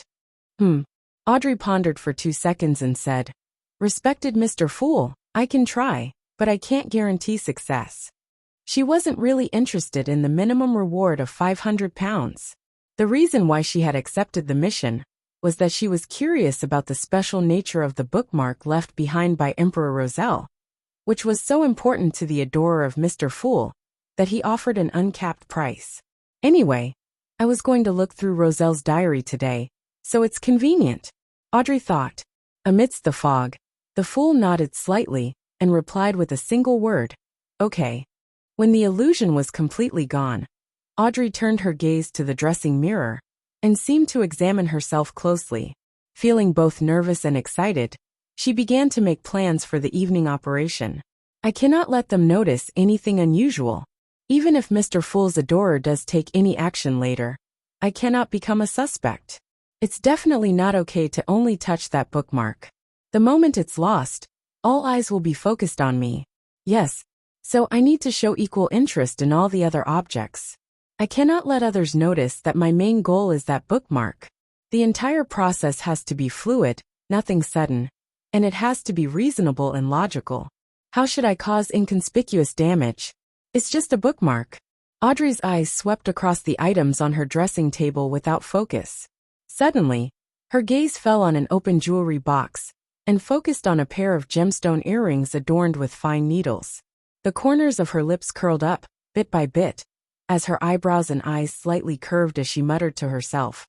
With Susie's help, it should be enough. It was 6 o'clock in the evening. Backlund, that hardly ever saw the sun during the current season, was already dark, and the gas lamps were lit up. After the Royal Museum sent off the last batch of ordinary visitors, it received a group of visitors composed of the young lady from a count family, the child of a duke, and a young viscount. As the machinery hive mind knew that some of the aristocratic children were foppish people who frequently caused trouble, the captain of the machinery hive mind's West Borough squad, Max Livermore, was responsible for guarding the memorial. He had no choice but to disguise himself as a security guard and stay close by to prevent any accidents. His hair was neatly combed as he wore a monocle, making his scholarly appearance akin to a college professor. The monocle was actually a sealed artifact, codenamed 3 to 1328, named Eye of Crystal. With it, Max Livermore could see the spiritual body directly, as well as ghosts and shadows. There was no need to fear Beyonders, who used these usually difficult-to-detect entities to cause chaos or engage in theft. Of course, this sealed artifact also had a significant disadvantage. It could easily attract monsters like wraiths and shadows to the vicinity. If it was worn for a long time, one's vision would suffer irreversible damage. In the gloom of Backland, she's like the bright sun. At that moment, Max was looking admiringly at the blonde girl with blue eyes to his side. Audrey looked with great interest at the toilet, which was gold-plated and engraved with intricate patterns. She asked the guide beside her, "Is this the first toilet in the modern sense?" "Yes. I personally believe that this is one of Roselle's most outstanding contributions to human civilization. The sewer works that go with it have changed the phenomenon of filth being all over the streets of Trier." The guide originally wanted to say the word feces, but after looking at the girl in front of him, he felt that he couldn't lose his elegance. Audrey hesitated and asked, "Can I touch it? Can it still be used normally?" Viscount Glaint asked with a laugh from the side. "Why are you so curious about this? No matter how old it is, it's ultimately still a toilet." The other aristocratic children, who were on good terms with them, all laughed. "No, Glaint, you don't understand. This is the glory of human civilization." Audrey smiled faintly in response but barfed inwardly. "If it wasn't to fulfill the request of Mr. Fool's adorer, I wouldn't want to do this either." She sighed helplessly. The guide chimed in. "What Miss Hall said is very right. The glory of human civilization isn't only reflected in firearms and other weapons that have changed the form of war, but they also shine in every detail of our lives. My lady, I don't know if it can still be used properly, because no one will use it." The guide glanced at Max Livermore, and, after receiving a nod of confirmation, continued, "You can touch it, and you may even open the water tank to take a look at the mechanical structure inside. But please be careful." "Thank you." Audrey watched as the security guard opened the glass wall. She hurriedly took 2 steps forward, reached out her right hand, which was covered in white fishnet gloves, and carefully touched the flush button. Then she slowly stepped back and said with a smile, "All right, let's keep it at that. I've satisfied my curiosity. I can't hurt it any further." She constantly reminded herself that her prescribed character was that of a naive and curious young girl. After reading this, they entered the exhibition hall where Roselle's diary was located. After some introduction, Audrey asked again, "Can I look through this notebook? We are all interested in these strange symbols." I heard that paper would suffer damage by mere contact with air after a certain period of time, let alone having them touched. It shouldn't be possible, right?" She blinked, making her beautiful gem-like eyes express sincerity and desire, together with a little disappointment. The guide looked at Max Livermore again, and waited for his reply before smiling. The church used a special storage method to make the paper look the same, as if it was produced only a few years ago. Furthermore, even without this method, we will try our best to fulfill your requests. However, we may need to change environments, change our clothes, and go through a stricter process. You can flip it, but not for too long. Don't use too much strength." Audrey's eyes lit up all of a sudden, making it hard for anyone to shift their gaze away. After sincerely thanking the guide, she, Viscount Glaint, and the other mysticism enthusiasts had the glass cover removed as they carefully flipped through the notebook.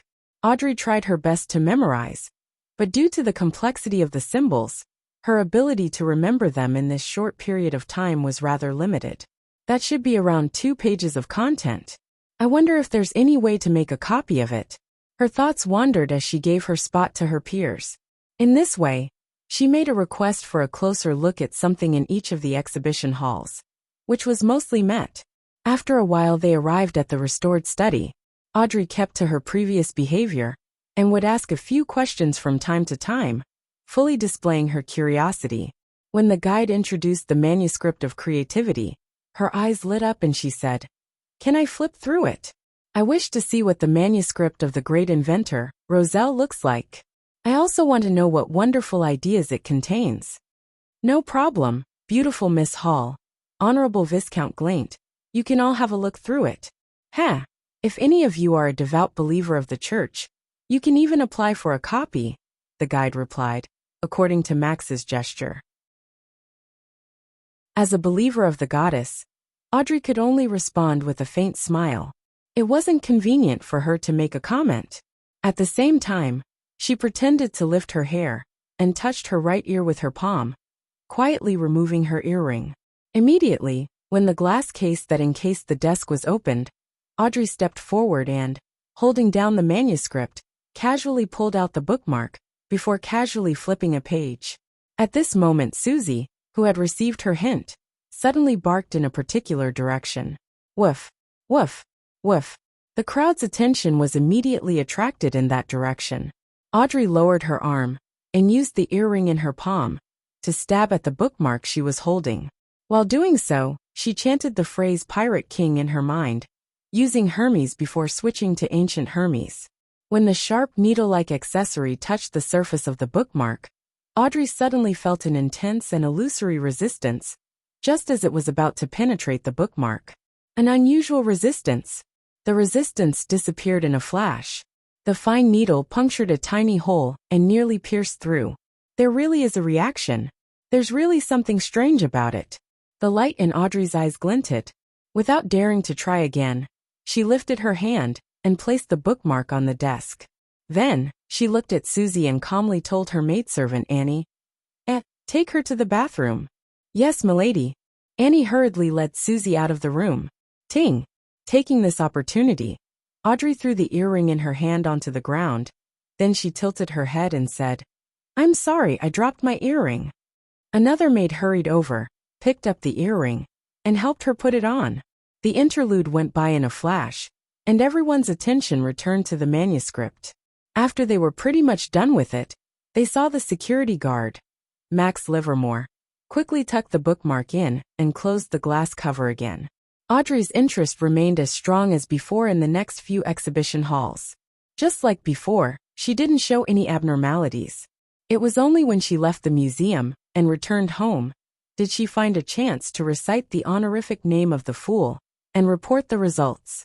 I did what your adorer requested, and I damaged that bookmark a little. It had an abnormal reaction. Chapter 320. Action and Abnormal Reaction? From the looks of it, it really is a card of blasphemy.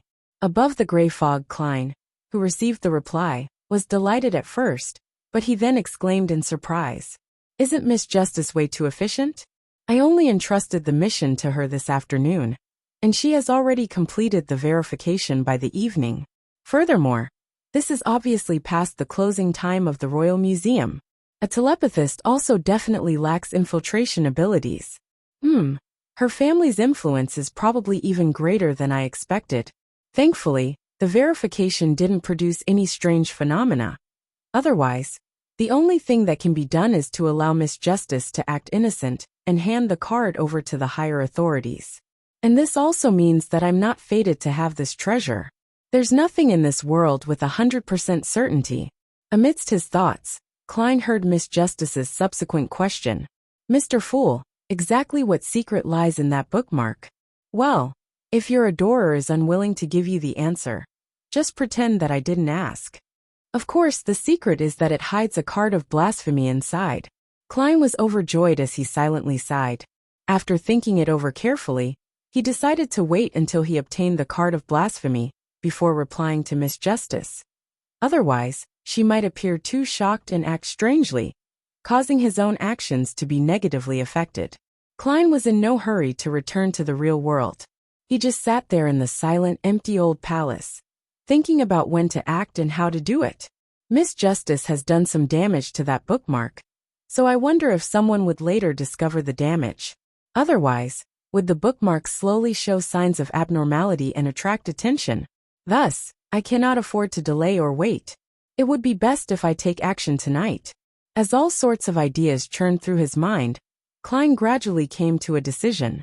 Then, on the basis of his morning observations, he conjured the layout of the Royal Museum's first floor and the general conditions surrounding it. Looking at this blueprint, Klein began going through different plans and quickly established a relatively safe plan. Finally, he made another divination to confirm the degree of danger. After seeing that nothing had changed, he returned to the real world and began making all sorts of preparations.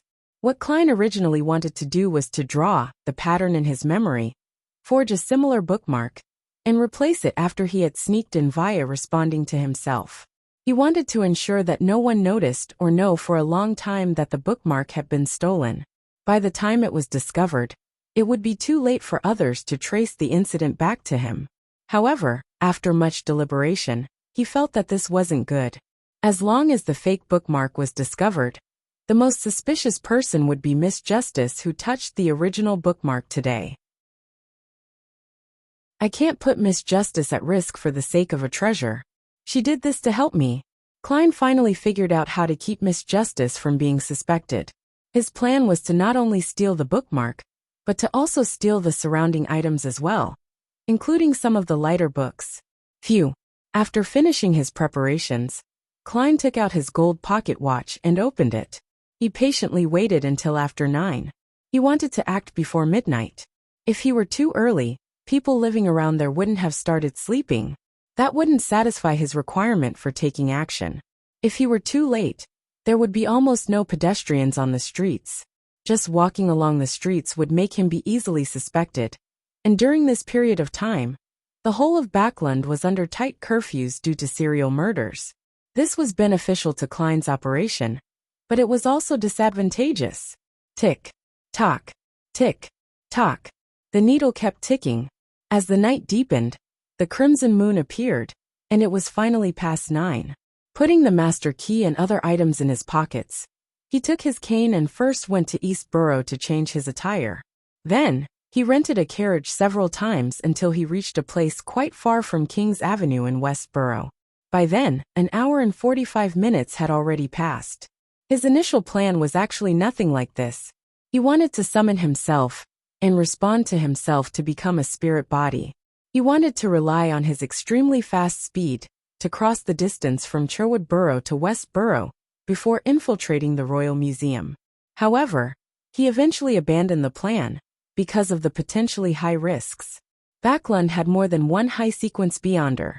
In a situation where a serial killer caused everyone to panic, yet remained unsolved for such a long time, there might be high-sequence beyonders who were consciously using their beyonder powers or corresponding sealed artifacts to monitor certain areas. The distance from Sherwood Borough to West Borough was neither too long nor too short, and the probability of being discovered was substantial if such a special spirit flew like this. This cannot be completely written off just because the divination result says that the risk isn't high, but there is the existence of certain danger, because the divination doesn't give a direct answer, but a revelation that needs to be interpreted. In other words, the results of the risk isn't high, but there is the existence of certain danger, is built on the premise that I make a relatively good choice. Therefore, to be careful, Klein modified his original plan, but retained the core idea. 2 Kings Avenue Royal Museum. There were 4 security guards, standing on top of a polygonal roof. Dressed in thick robes, they were enduring the cold of the autumn night, as they carefully monitored their respective directions. Once anyone approached the museum, even if they were hidden by the trees or building shadows, it would be difficult to hide from their eyes. From this arrangement alone, it could be seen that the security company that had been employed was very professional. There's still half an hour before our shift ends. A security guard looked down at his companions who were patrolling the building and shook his body. In the museum, the remaining security personnel were divided into 4 groups. They patrolled the various exhibition halls in intervals according to different routes. In the showroom where Roselle's diary was kept, the Machinery Hivemind squad captain, Max Livermore, wore a monocle that allowed him to directly see wraiths, shadows, and other spirit-type monsters. He carried a lantern as he went back and forth to check on the area. Occasionally, he would head to the other halls to check on the situation. His two subordinates remained in the small hall, next to Roselle's diary. However, there was an additional item on the glass display case. It was a collection of brightly colored blocks that had been pieced together into a miniature layout of the museum's first floor. This was also a sealed artifact. As long as those blocks were pieced into the shape of a corresponding building, they would be able to establish a connection with the real building. Once anyone intruded, its surface would react immediately by shrinking. Of course, there were quite a few limitations to this. The distance couldn't be too far, and it wouldn't work if the number of blocks it had wasn't enough to piece together the building. And without external help, it was almost impossible for people or items inside to leave. Captain, do you really think someone will steal this notebook? I can't comprehend it at all. One of the team members asked in a bored tone when he saw Max coming back with his lantern. Max smiled and said, "Some people adore Roselle with zeal. It's not something you can understand. Some of them believe that they can crack it and only need more information for reference. Some of them believe that the symbols contain a mysterious power. As long as they can find the correct combination, they will gain beyonder powers. In previous exhibitions, we would capture such criminals from time to time. So that's why we didn't hide the notebook away and place them in sealed areas? We are waiting for these people to surrender themselves?" Another teammate asked with enlightenment. Max nodded and said, "Who wouldn't want free meritorious deeds?" 18 Kings Avenue. Outside a building next to a crossroad junction, Klein followed the shadows and shaded areas, using the master key from time to time to walk in a straight line before finally arriving here. He took out the plain brass key, pointed it at the kitchen door, and turned it silently. An imperceptible rippling happened as Klein entered the room. All the way through, he saw doors and walls, and without disturbing anyone, he found a storage room. This master key is really useful. However, both of its previous owners lost themselves and entered dangerous spots. It makes me afraid of continuously carrying it. Klein sighed as he put away the brass key. With the room beside him being the servants' sleeping quarters, he took out holy night powder and released his spirituality to seal off the storage room, making any commotion from within impossible to leak out. Then, he took out a candle and placed it on a crate in front of him. Pa! He snapped his finger and produced a light blue spirituality fire on his fingertip. After the candle wick was lit, he summoned himself using ritualistic magic, and then responded to himself above the gray fog. Less than a minute later, Klein was floating in the room, facing his body whose eyes had lost their luster. After familiarizing himself with this feeling, he wrapped the ancient and exquisite Aztec copper whistle to stabilize his spirit body and made it stronger. It caused a chilly wind to begin to swirl in the room.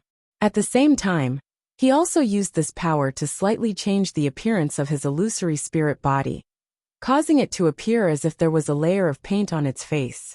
After doing all of this, Klein took a box of common matches he randomly bought off the streets, cut out a transparent door in the wall of spirituality, and headed out. Action time!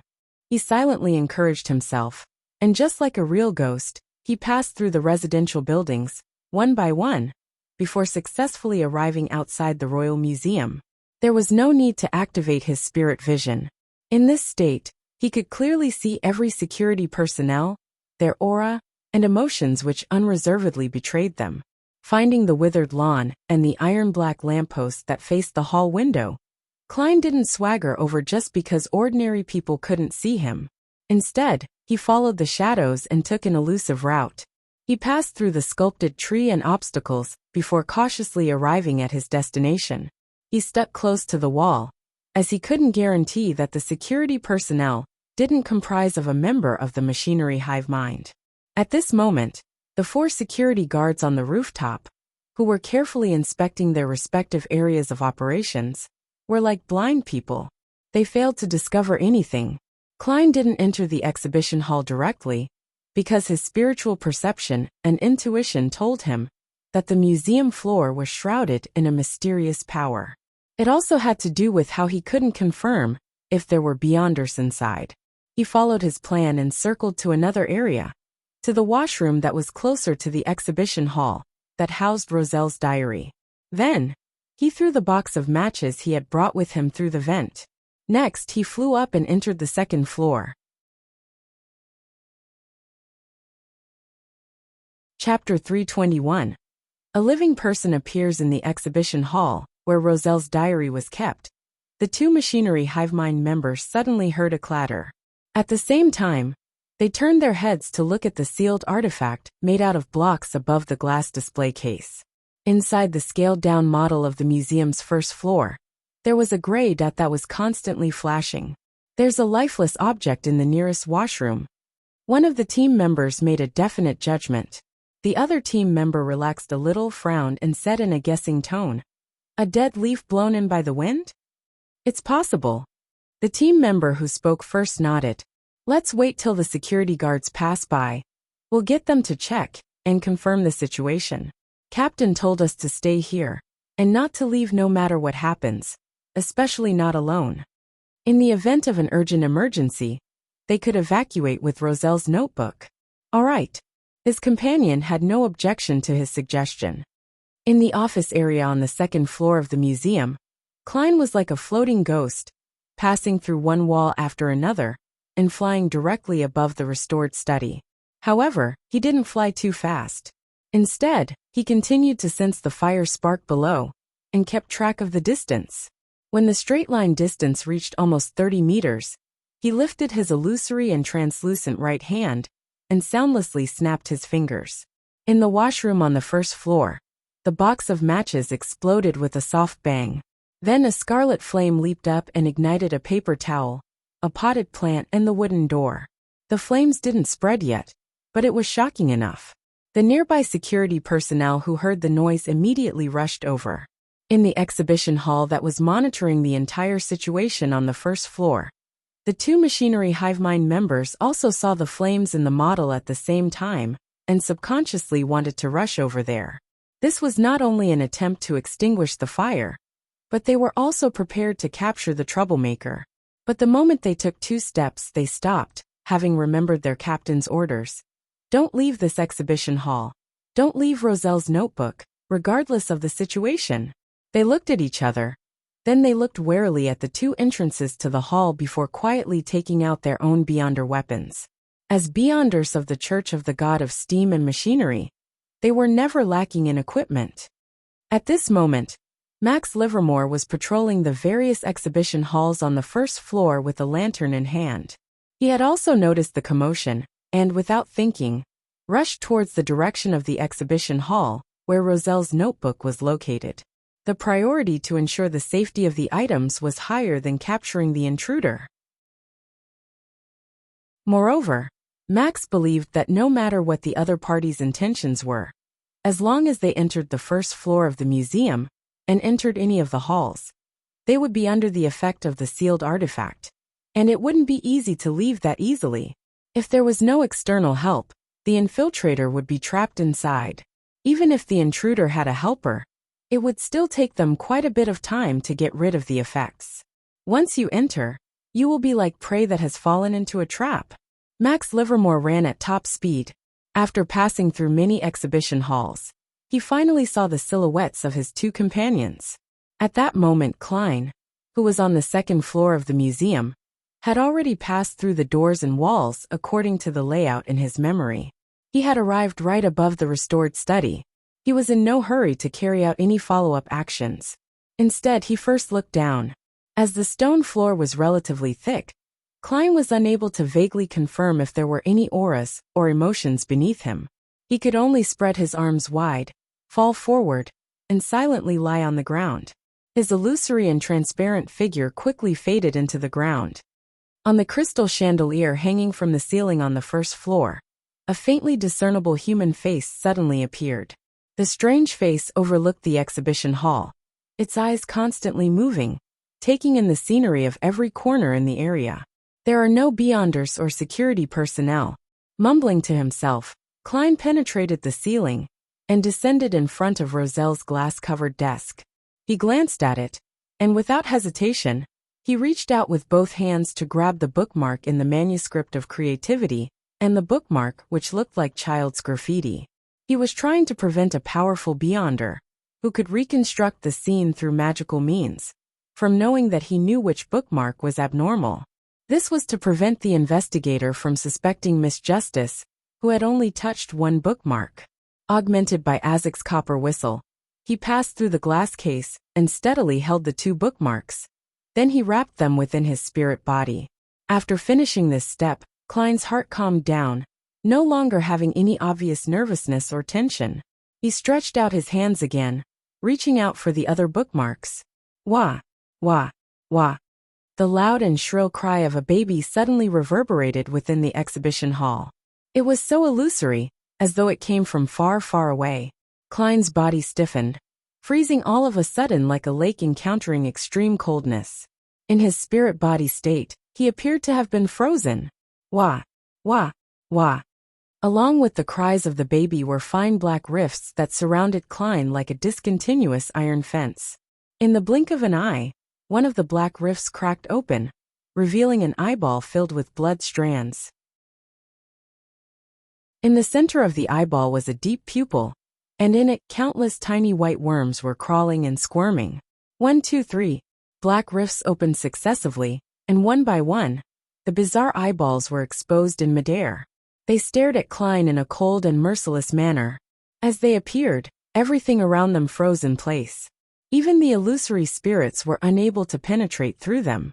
It even became hard for Klein to sense the existence of the spirit world. He found it difficult to see the translucent figures that were located infinitely high. He found it hard to see the different colors, the lustrous splendors, which contained various types of knowledge. Why did you only take the bookmarks? A soft but unemotional female voice entered Klein's ear. He froze on the spot and saw a tall bookcase, divided into 2 levels. The top level almost reached the ceiling, with a staircase and a passage surrounding countless books. At the top of the stairs sat a figure shrouded by the darkness. The figure's feet, which wore black leather boots, hung from the wooden stairs as they were suspended in midair. I actually didn't sense her existence at all. Is she some powerhouse from the machinery hive mind? No, she might be a high-sequence beyonder. Klein didn't answer. Instead, he narrowed his eyes. Why did you only take the bookmarks? Where did you learn to only take the bookmarks? The figure asked once more. The gentleness had a hint of sternness, and the bloodshot eyeballs surrounding him rapidly widened, as though they wanted to occupy the entire space. Before she could finish her sentence, Klein revealed a wide smile on his face. His illusory, nearly translucent figure instantly disappeared, leaving his whereabouts unknown. Even Isaac's copper whistle, and the 2 bookmarks which were wrapped in his spirit body had vanished. Above the gray fog, within the majestic ancient palace, Klein's figure suddenly appeared at the top of the long, mottled table. He leaned back into his chair and said with a chuckle, "Fortunately, I was prepared." The state of his spirit body wasn't part of his beyonder powers. It didn't originate from the transformation between his physical body and spirit body. This was the result of him summoning himself and responding to his ritual. And the power of this ritual came from the mysterious space above the gray fog. It stemmed from its special nature. Hence, as long as Klein succeeded, he wouldn't even need to try to escape. By just ending the summoning directly, he would be able to return to the gray fog, and from here, instantly return to his physical body in the real world. As the space above the gray fog could block the power of deities like the eternal blazing sun and the true creator, Klein believed that, without the interference of deities, the summoning wouldn't be interrupted. As long as the enemy didn't kill his spirit body or instantly knock him unconscious, Klein had the confidence to escape. This was also the reason why he didn't want to become a spirit body and still make a long trek over to the museum. The more time spent added even more variables.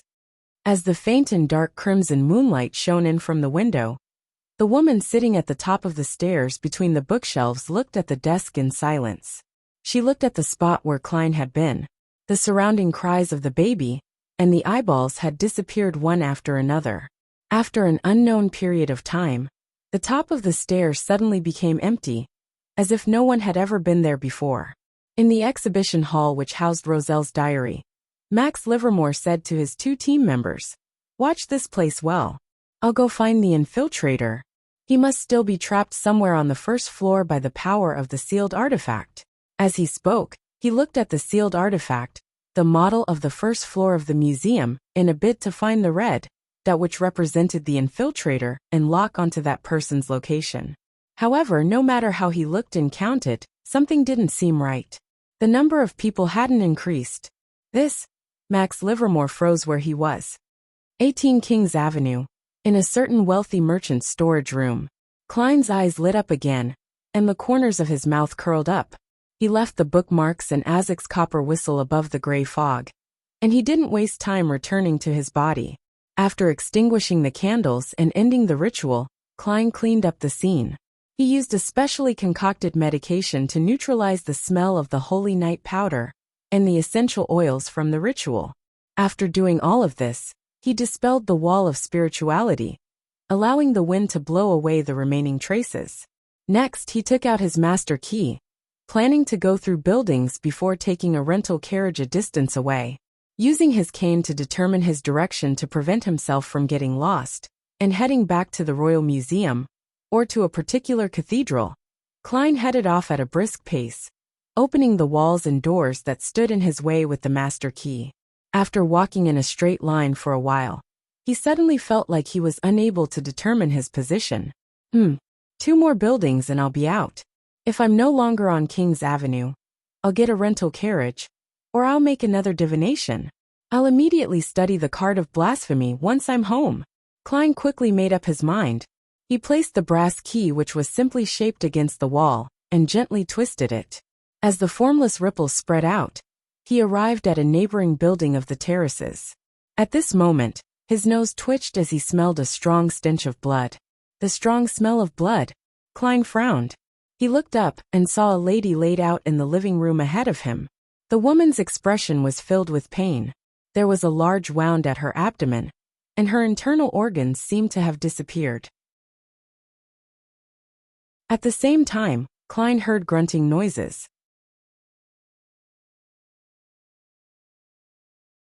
Chapter 322. The Thrilling Night, the 12th Case. That devil serial murderer. The moment he saw the corpse and heard the sound, Klein's hair stood on end. He knew that he had encountered a bad situation. Within his line of sight, the living room's decorations were mostly brilliant yellow and bright. There was nothing unusual about the coffee table and sofa. Only the carpet was stained bright red with blood as it slowly soaked through. On the side of the wound on the female corpse's abdomen, which was completely empty, sat a large-sized black dog. Its mouth was half open, revealing many sharp white teeth that sent shivers. On each tooth, there were dark red marks like iron rust. This seemed to be the result of its prolonged consumption of flesh without frequent brushing. At this moment, the large black dog's teeth were still wrapped around blood-red small intestines, as well as bits and pieces of raw meat. Its head turned over, and its eyes, which resembled magma, reflected Klein, who was dressed as a worker, and his disguised face. Grunt! The large black dog let out a roar which sounded like it was showing dominance. It really is an animal. It's a sequence 6 devil, a devil which is about to advance. And none of the preparations that I made today were for it. These few thoughts instantly flashed through Klein's mind. Suddenly, the black dog's body expanded rapidly, turning into a 2 to 3 meter tall monster. On its back, a pair of giant bat wings slowly spread open, and beside its ears, goat horns covered in mysterious patterns grew out. Red and blue flames leaped from of its luxuriant fur as the strong smell of sulfur followed. Almost at the same time, Klein stomped on the ground. Instead of retreating, he advanced, swinging his cane as he shot out at the gigantic devil dog like a cannonball. Schwing! The black devil dog quickly pounced forward. Its sharp claws created afterimages as it swiped at Klein's body. Without a sound, its claws had penetrated the figure, as if they were piercing through the air. Klein's figure became faint as it quickly turned transparent. It was just an illusion. It was an illusion created by Klein. At this moment, he had already rolled on the ground and closed in towards the oriel window. Then, with his left hand pressing down, his entire body flew into the air, directly smashing through the glass. After identifying the enemy, he made up his mind to escape. Upon seeing this, The eyes of the huge devil dog immediately lit up like magma, as if there was a raging fire inside. It opened its mouth, which emitted a putrid smell, and said a word filled with foulness, a word that came from the devil language. Die. Oof. Klein's body suddenly stopped. His heart felt as if it was being tightly clenched by an invisible hand. The figure that was frozen in midair instantly became thin and dim, turning into a crudely cut paper figurine. And this paper figurine was covered with red rust. Smash. Clang. Two sounds of indistinguishable order sounded. Klein's figure appeared again, smashing through the oriel window and pouncing towards the stone-paved street. The paper figurine substitute slowly floated down as it ignited and emitted the smell of sulfur. The devil dog let out a low growl and pounced again, jumping onto the windowsill. A crimson-blue fireball flew out from its mouth, blasting in the direction of its enemy's escape route. The moment Klein landed on the ground, he immediately followed up with another roll. The crimson-blue fireball smashed to his side, but it didn't explode immediately, as if it was being affected by an invisible force, as though it was being detained. Boom! Only after Klein had scrambled a distance away did the fireball expand and explode, shattering the surrounding stone pavements. Seeing that the devil dog was about to pursue him, Klein opened his mouth, having prepared for this. He shouted at the top of his lungs, "Murder! Save me! Murder! Save me!" His voice seemed to be augmented with special effects. It echoed far and wide through the silent night, waking the residents of the entire street and sending them into the ears of the patrollers who were 2 streets away. The giant devil dog paused in its pouncing posture. After thinking for a second, it retreated back into the room and began to clean up the scene. Klein's sprinting figure also disappeared under the shouts of "Murder" and "Save me." Inside a nearby fireplace that had long since been extinguished, the remnant charcoal suddenly reignited, and an exaggerated flame rose up. Klein seemed to be performing a magic trick as he appeared out of the flames. With a light leap, he held his cane and jumped out. Then, he used the master key to open the door, tear through walls, and quickly escaped in another direction. Phew! At a time like this, a scream without beyonder powers is much more useful than simulating gunshots. Klein sighed as he took out a bottle of Amantha extract and dripped a few drops on himself. As the original race of the devil was of the dog species, he had to be wary of its scent-tracking abilities being one of its special powers. In this way, Klein continued on until he reached another cross-junction. Only then did he stop and look around. Seeing that it was relatively quiet and unaffected, he hurried to the side of the street and hired a rental carriage. It was only after the carriage had traveled a certain distance in the night when Klein finally heaved a breath of relief. He knew that the devil wouldn't catch up to him. This master key is really strange. I actually got lost and found myself at the scene of the murder. I have to be a lot more careful when using it in the future. That really was a devil transformed from an animal. Where did its potions and formulas come from? Does it have a human companion? How did it pick its target for the serial murder? What's gratifying is that after confirming this point, it will be much more difficult for it to commit crimes again, and the probability of getting caught will also greatly increase. All sorts of thoughts and questions appeared in Klein's mind as the carriage sped along the wide, deserted road, which was lined with gas street lamps. Suddenly, Klein's heart skipped a beat, and an image naturally appeared in his mind. Pea vines drooped down from the sky and interweaved to form a dense forest. However, the carriage driver didn't seem to notice, and continued to drive the carriage across the green vegetation. No good. Without hesitation, Klein lunged for the window, about to jump into the street. Bang! The carriage shook, and he was flung backward. At the same time, those pea vines really drooped down. Klein frowned as he attempted to use flame controlling to ignite the carriage, but no sound came from his fingers. At this moment, the surroundings had become abnormally quiet. Even the sounds of the horse's hooves trampling and the rapid rumbling of the wheels over the green vegetation had disappeared. Klein tried his best to calm himself down as he looked out the window and saw that the carriage had been driven into the air, following the road of pea vines. No, this isn't Backland. He narrowed his eyes. At this moment the carriage stopped. Outside the window, the pea vines had formed a hammock in the air. A pair of feet in black leather boots drooped down, and a gentle but emotionless voice entered Klein's ears. "What were you doing?" "It's that woman inside the museum. She's suspected to be a high-sequence beyonder. She doesn't seem to recognize me. After all, I had disguised myself with Azek's copper whistle.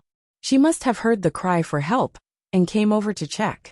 Klein's thoughts were abnormally active at that moment. He deliberately gulped and said, "I'm a private detective. Many friends and I are investigating the recent serial murders. I have a mystical item called the Master Key. It can open doors and let me pass through walls, but it will cause the holder to get lost. It was during this process that I ran into the scene of the crime. Because I wasn't the murderer's opponent, I could only shout for help while running." Everything I said was the truth, Klein silently added in his heart. After he finished speaking, there was temporarily no response from the outside. However, he felt that a gaze had penetrated the carriage, passed through the obstructions, and was directly inspecting the items on his body. Fortunately, I left Azek's copper whistle and the bookmarks above the gray fog just in case. At that moment Klein was very glad. Caution and carefulness were indeed useful. After the indescribable and torturous silence, the gentle but emotionless female voice finally sounded again. "That key has a certain curse. It must not be used unless absolutely necessary." As soon as she finished her sentence, the surroundings changed completely. Everything, the pea vines, the road through the forest, the road to the sky, had all disappeared. The carriage continued on the streets, driving between the elegant iron-black gas street lamps. Klein remained on tenterhooks until the carriage arrived near East Borough, where he paid the fare of 8 soldi. Under normal circumstances, a rental carriage wouldn't enter any of East Borough streets, because it was likely to be robbed. In one of the rooms on Black Palm Street, Klein changed his clothes and went straight to sleep. He didn't attempt to return to Minsk Street before midnight. The 12th murder had just occurred, and it would only serve to make Backlund's situation tenser. He didn't immediately go above the gray fog to study the secret of the bookmark. He acted just as he had described himself to the mysterious woman. He was a low-sequence beyonder, a private investigator with some beyonder powers. Tonight sure was filled with surprises. It was rather thrilling. All I did was steal something. Yes, most of the problems can be blamed on the master key. Klein made a self-deprecating comment and quickly fell asleep. The next morning, he breathed in the choking smog as he slowly strolled home and picked up the newspapers and letters from his mailbox. After opening the door, he casually flipped open the newspaper to take a look and found that the headline was as he had expected. The 12th case. The devil has appeared again. The police have declared that they have locked onto the murderer. As for the theft of the objects in the Royal Museum, it was only mentioned in an inconspicuous location. In fact, the article didn't even mention what the stolen object was.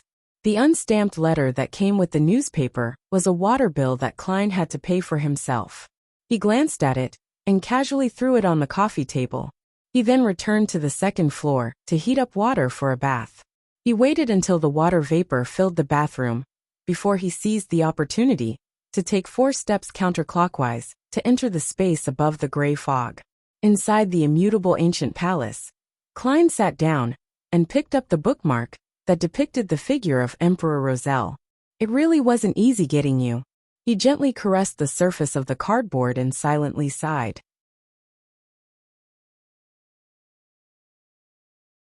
Chapter 323.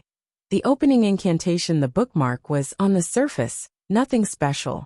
Roselle's portraits had been placed everywhere around the exhibition hall, and the image depicted was from the period when he was middle-aged. Klein kept flipping the bookmark repeatedly, in scrutiny, and found a tiny puncture, thereby confirming that this was the bookmark which Miss Justice had verified. He tried to spread his spirituality, and he slowly injected it inside. However, just like with ordinary objects, his spirituality only flowed and failed to permeate it, nor did it cause any abnormal changes. That's right. Roselle had the intention of finding someone who was fated, so he wouldn't specifically restrict it to beyonders.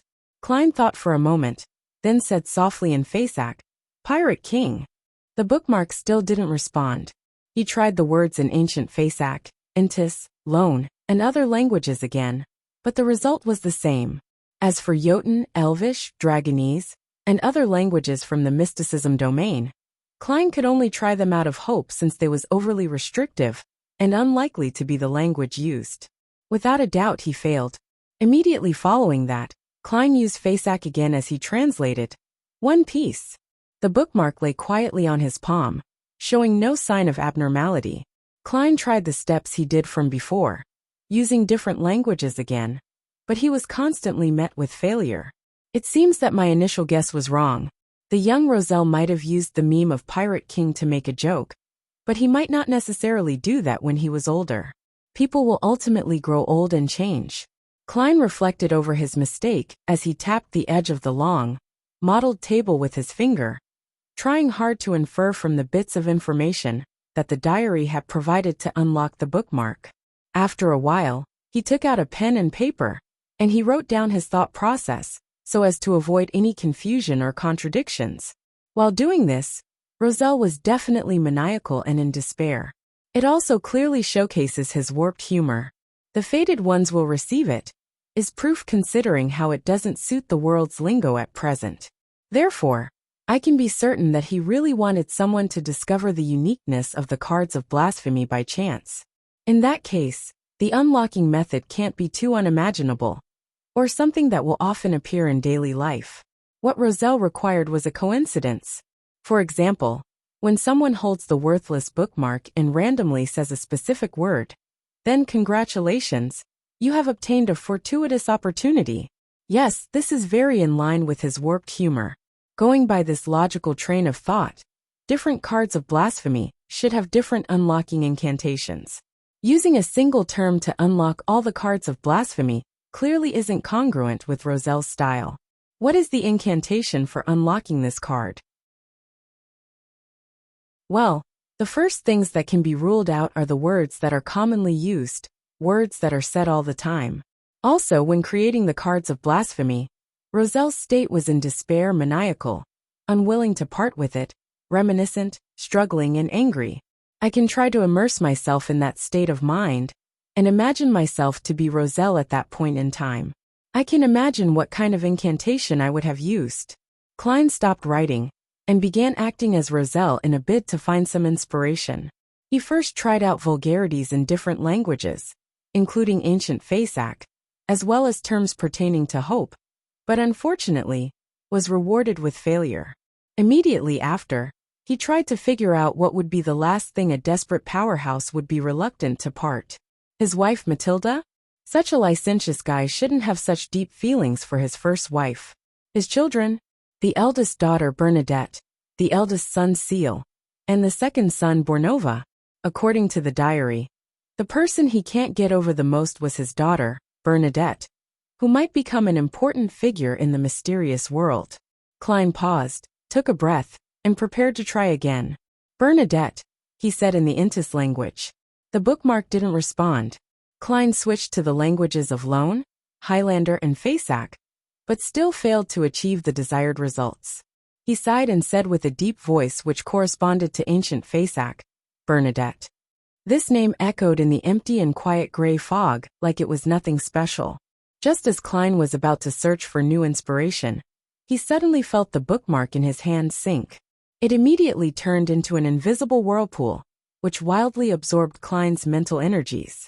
For an ordinary person, this was a huge burden, but for a Sequence 7 magician, it wasn't especially draining. Klein easily survived this hurdle, and couldn't conceal his joy as he looked at the object in his palm. A bright light emitted, bit by bit, from the bookmark, and the image of Emperor Roselle on the outside was being replaced by an entirely new image.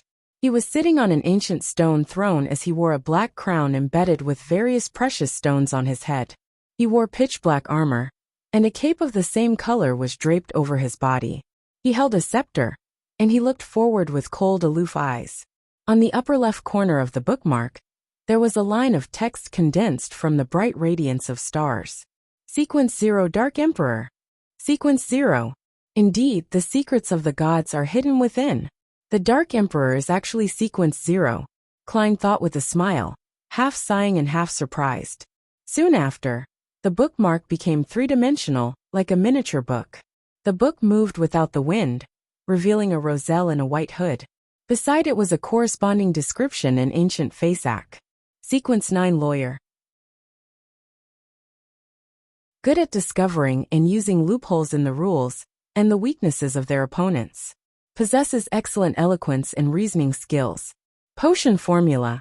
Klein glanced at the formula ingredients but didn't look carefully. He reached out his hand and touched it, making the book flip to the next page. Sequence 8 Barbarian. Problems that cannot be solved by the law will be solved by force. This is also one of the rules. The Beyonders at this sequence have a high resistance to psychological influences. Potion formula. As Klein touched it, the book conjured from the card of blasphemy flipped through one page at a time. Sequence 7 Briber. Sequence 6 Baron of Corruption. Sequence 5 Mentor of Confusion. Sequence 4 Count of the Fallen. Sequence 3 Frenzied Mage. Sequence 2 Duke of Entropy. Sequence 1 Prince of Disorder. Sequence 0 Dark Emperor. After skimming through the book, Klein couldn't help but sigh. This really hides the profound secrets of becoming a god. It's no wonder all of the high-sequence Beyonders, who tread this pathway, will attempt to establish their own kingdoms and walk the lands. It's because the ritual of becoming a god requires it.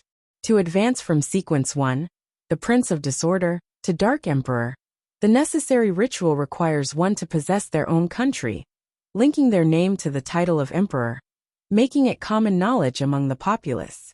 Furthermore, one needed to establish a set of strict and complicated rules that defied normality, including architectural styles. Then they would spur on their citizens to secretly establish 9 mausoleums that were similar to pyramids. After which, they would enter one of the mausoleums, with a large majority of the citizens, who would be scattered across different cities, in corresponding sacrificial rituals involved. The Prince of Disorder would imbibe the Sequence 9 potion. Once the advancement was successful, the Dark Emperor wouldn't truly die until all the 9 secret mausoleums were destroyed. Even if he was annihilated, he would still be able to awaken and return from one of the mausoleums. What was even more terrifying was that even if the deity was successfully killed and all 9 mausoleums destroyed, as long as a certain amount of the order set up by that deity remained, it was still possible for him to mysteriously revive. It appeared to be a loophole against death. The best way to completely obliterate him was for a new Dark Emperor to appear. This is a deity. Mortals cannot fight against deities, same for angels. Those who have yet to become deities will never be able to fathom the power of deities. Roselle exposited with deep implications at the end. In addition, Klein also knew one thing. Once there was a true god with a Sequence 0, it was impossible for a Sequence 1 Beyonder to appear. If there was no Sequence 0, then, in the same way, there would be at most 3 Sequence 1 Beyonders. This was a result of the law of Beyonder characteristics, indestructibility and conservation. According to the Dark Emperor card of Blasphemy's description of the 10 sequences, Klein could clearly see that the greatest feature of this pathway was the shadow of it gradually evolving into order.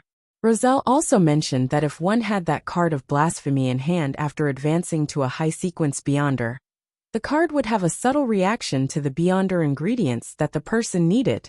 Of course, it was limited to high sequence Beyonders of the Dark Emperor pathway. What a pity, this is of no use to me. Klein looked at the card of blasphemy thinned down again, turning back into a poker card. However, it was no longer in disguise. On the surface, it depicted Roselle sitting on a stone throne. Sequence 0 Dark Emperor. Klein remained silent for a few seconds before he sighed silently. This card's biggest use to me is to exchange the formulas for the items I need. There's also some information about deities and sequences.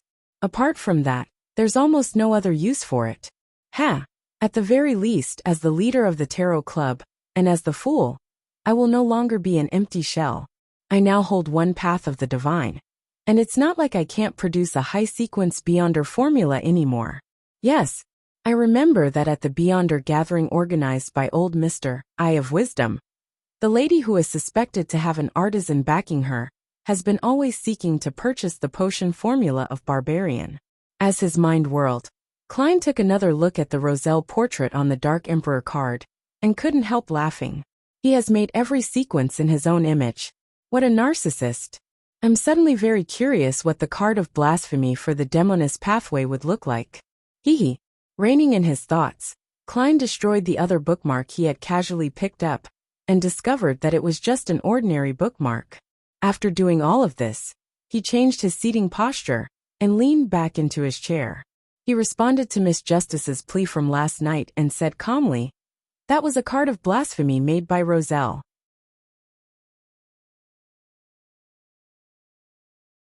Chapter 324. Imagined in Real Adorer, Empress Burrow, Count Hall's home dining room. As per usual tradition, Audrey was saying grace with her father, mother, and elder brother before dinner. Praise the goddess. She tapped her chest in 4 spots in a clockwise manner to end the prayer. However, before she finished speaking, her vision was covered by a thick gray fog. A distant figure that seemed to be looking down at everyone, and everything opened his mouth with dominance. That was a card of blasphemy made by Roselle. Mr. Fool. Card of blasphemy? Audrey, who finally received a response, was joyful at first, but then she fell into a daze. She couldn't understand what the so-called card of blasphemy referred to. However, she quickly made a guess. She had always known that Emperor Roselle had made a secret deck of cards representing some unknown force, which had 22 cards in total. It was believed to have been referenced from tarot cards. Furthermore, she had also heard from the Hanged Man that the secret to the deck of cards was that they hid the paths of the divine, the path to becoming a god. So it's called a card of blasphemy. It corresponds to the blasphemy slate. This is definitely a treasure of the highest level in the mysterious world. The paths of the divine. It's no wonder that Mr. Fool's adorer had to ask for help. He wanted to ensure that the card was the real one before taking action. It was to prevent a mistake from happening. Instead of getting the right target, it might end up informing the Church of the God of Steam and Machinery that a particular bookmark hides a card of blasphemy. I wonder if he succeeded. The Beyonders from the Church of the God of Steam and Machinery haven't come to make any routine inquiries. Perhaps he's still making plans. As her body trembled faintly, Audrey once again saw a figure praying inside the thick fog, an extremely blurry figure. He was saying respectfully, "The great fool, please convey my gratitude to the authenticator. This allowed my operation to go smoothly. For that, I'm willing to raise the reward to £3,000, which can be deducted from the £5,000 that haven't been paid yet. This is the share that the other party deserves." He succeeded. He succeeded just like that? But when I looked at the front pages of those newspapers, there was no news of the theft at the exhibition. It was all news of the 12th victim of the serial murder. Raising the reward to £3,000 implies that Mr. Fool's adorer had indeed succeeded in retrieving the bookmark containing the card of blasphemy without anyone noticing. How cool! Although the term invented by Emperor Roselle may not be elegant, reserved, or in line with my identity as a noble identity, it's the only impression that I feel right now. Our tarot club now has a complete path of the divine in its control. It should be a complete one, right? I wonder which one it is. But regardless, this represents the path to becoming a god.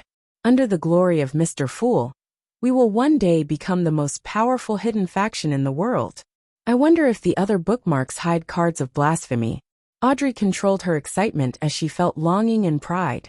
She allowed the dining maid to help her spread out a napkin before her gaze shifted to Count Hall, who habitually read the newspapers while having breakfast.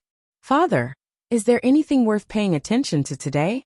Count Hall sighed and said, "That devil has killed another innocent person. It's the 12th case. She's a fashion designer who had just become famous. She had only been a street girl a few times due to her desperate need for money, but she ended up encountering such a terrible situation. Thankfully, there was an eyewitness. The person witnessed the devil at the crime scene. He was really scared out of his wits. He constantly shouted on the streets, 'Murder!' and 'Save me!' I have to say that his cries for help did bring acceptable results. The devil didn't chase after him. As a result, the police have locked onto the suspect and are hunting him down. Audrey drew the crimson moon on her chest once again and said, "May their operation succeed." "Father, from what you just said, it sure was a horrible but funny scene. I hope that eyewitness won't have nightmares because of it." And on the same night, Mr. Fool's adorer took one of the cards of blasphemy from the heavily protected museum without alerting anyone. Audrey added wistfully in her mind and filled in some of the details herself. "Royal Museum, in the restored study. Are you sure that only 2 bookmarks were stolen?" The Machinery Hivemind Squad's Captain Max Livermore asked his team members. As he spoke, he stole a glance at the important figure standing in front of the desk with his back facing him. It was an old man wearing a white clerical robe and a clerical cap. He was the head of the Church of the God of Steam and Machinery for the Backlund Diocese. He was a member of the Divine Council, Archbishop Horace Haydn. This important figure wasn't only a clergyman, but he was also a very famous scientist, a distinguished professor of physics at Backlund University. Yes, only 2 bookmarks were stolen. The team member being questioned answered with certainty. Max nodded slightly and looked at Horace Haydn. After some thought, he deliberated and asked, "Your Excellency, after the closing of the museum yesterday evening, some aristocratic children came to visit. They had touched parts of the exhibited items, including one of the 2 bookmarks that were stolen. Do I need to get them to cooperate with the investigation?" "I know about that." Horamic's hands naturally drooped down as he turned around and said in a calm tone, "I've already confirmed that those aristocratic children are not related to the thief who stole the bookmarks, so there's no need to get them to cooperate with the investigation." "Yes, Your Excellency."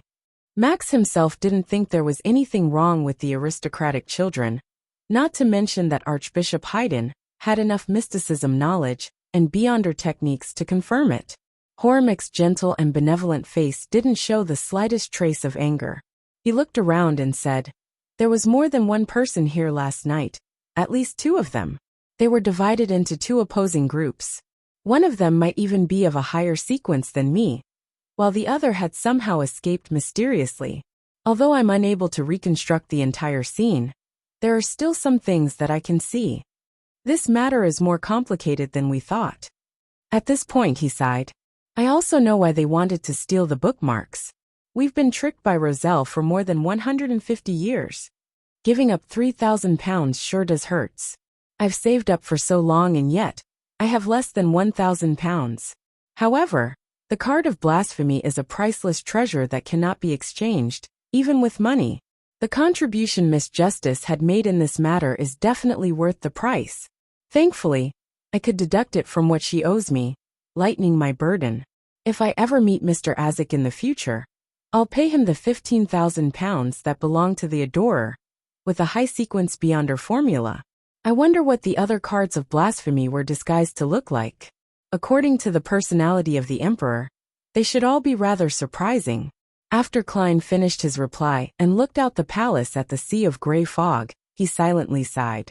As a precaution, he temporarily left his Dark Emperor card above the grey fog, on the surface of the long bronze table facing the seat of the Fool. He did so for Azik's copper whistle as well. When he returned to the real world, he held a ritual again and summoned himself to throw the Master Key, a sealed artifact which was an amalgamation of getting lost and having bad luck, above the grey fog. Although it didn't seem to have huge negative effects, it was enough to cause one to encounter life-threatening situations. He planned not to use it unless necessary. The Master Key is just a relic of an unlucky fellow who had just advanced to Sequence 9. Yet it has a negative influence that even a mid-sequence beyonder is unable to weaken. It seems like there's an additional factor in the reason why the apprentice lost control, which led to something abnormal. Now that I think about it, my previous decision was correct. To explore 32, Verdi Street south of the bridge, I need to be careful and be prepared. Yes, I need to be aware of something. A sealed artifact's effects might not be completely related to the owner's sequence. I have to consider multiple factors, such as whether or not it has been contaminated by an evil god. Klein took a bath with the water that had already turned cold, before walking out of the bathroom, refreshed. He went downstairs to enjoy the corn pancakes he had bought on his way back. They were local delights of the Fanepotter Klein's Highlands, crispy, fragrant and sweet. After he had eaten his fill, he went through his experiences from last night to see if he had left any clues behind. Even with the master key, if I'm not a beyonder, it's impossible for me to escape from the hands of a devil. Back then, the mysterious and powerful lady must have determined that I wasn't an ordinary private detective. I also didn't have any intention of hiding that point. By not capturing me, this implies that she's either an official beyonder who is friendly to wild beyonders, or she's not a member of the three churches or the military. Yes, I'm more inclined with the latter point. The former point would most likely have her confiscate the master key. Back then, I was almost on the brink of despair. I thought I would be detained in the underground prison of the Church of the God of Steam and Machinery, like ordinary beyonders. I even began considering my prison break. Who would have known that she would just leave? Which organization is she from? Or is she wild? No, for wild beyonders to reach her level of power, they must have an organization of their own. That devil dog would definitely use its beyonder powers to erase clues related to itself, and that naturally includes me. In the field of mysticism, there is no way to separate them, and that lady probably can't be exposed as well. From the looks of it, the clues that I left behind while escaping had most likely have been interfered with. As for what happened in the museum, they will be searching for a special spirit body, a strange existence. And what has that got to do with me, Sherlock Moriarty? Klein mocked himself as his heart grew calmer. Of course, he had dared to return home, because he had divined it in advance. It was just like he was unafraid that the museum contained traps that he found completely unsolvable. Phew, this matter has come to an end. What should I do today? Practice my beyonder powers, and go to the Quellet Club to scrounge a meal in passing? Well, I don't know if the Nighthawks and mandated punishers have identified the murderer or not. Why don't I write another letter to Isengard Stanton and give myself a hint? As his thoughts raced, Klein heard someone from outside approach before leaving. Another letter? He opened the door in puzzlement, and indeed, he saw a letter lying in his mailbox. The letter was from Isengard Stanton.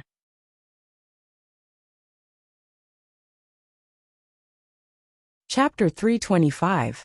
The Equestrian Teacher's Problem. When he returned to the living room, Klein picked up a letter opener and opened the envelope before taking out Isengard Stanton's letter. The famous detective wrote, "Your idea has greatly helped us. Please allow me to thank you here first.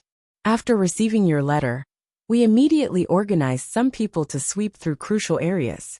As expected, we found some clues, and quite a few stray animals that had frequently appeared and were remembered by the residents had disappeared.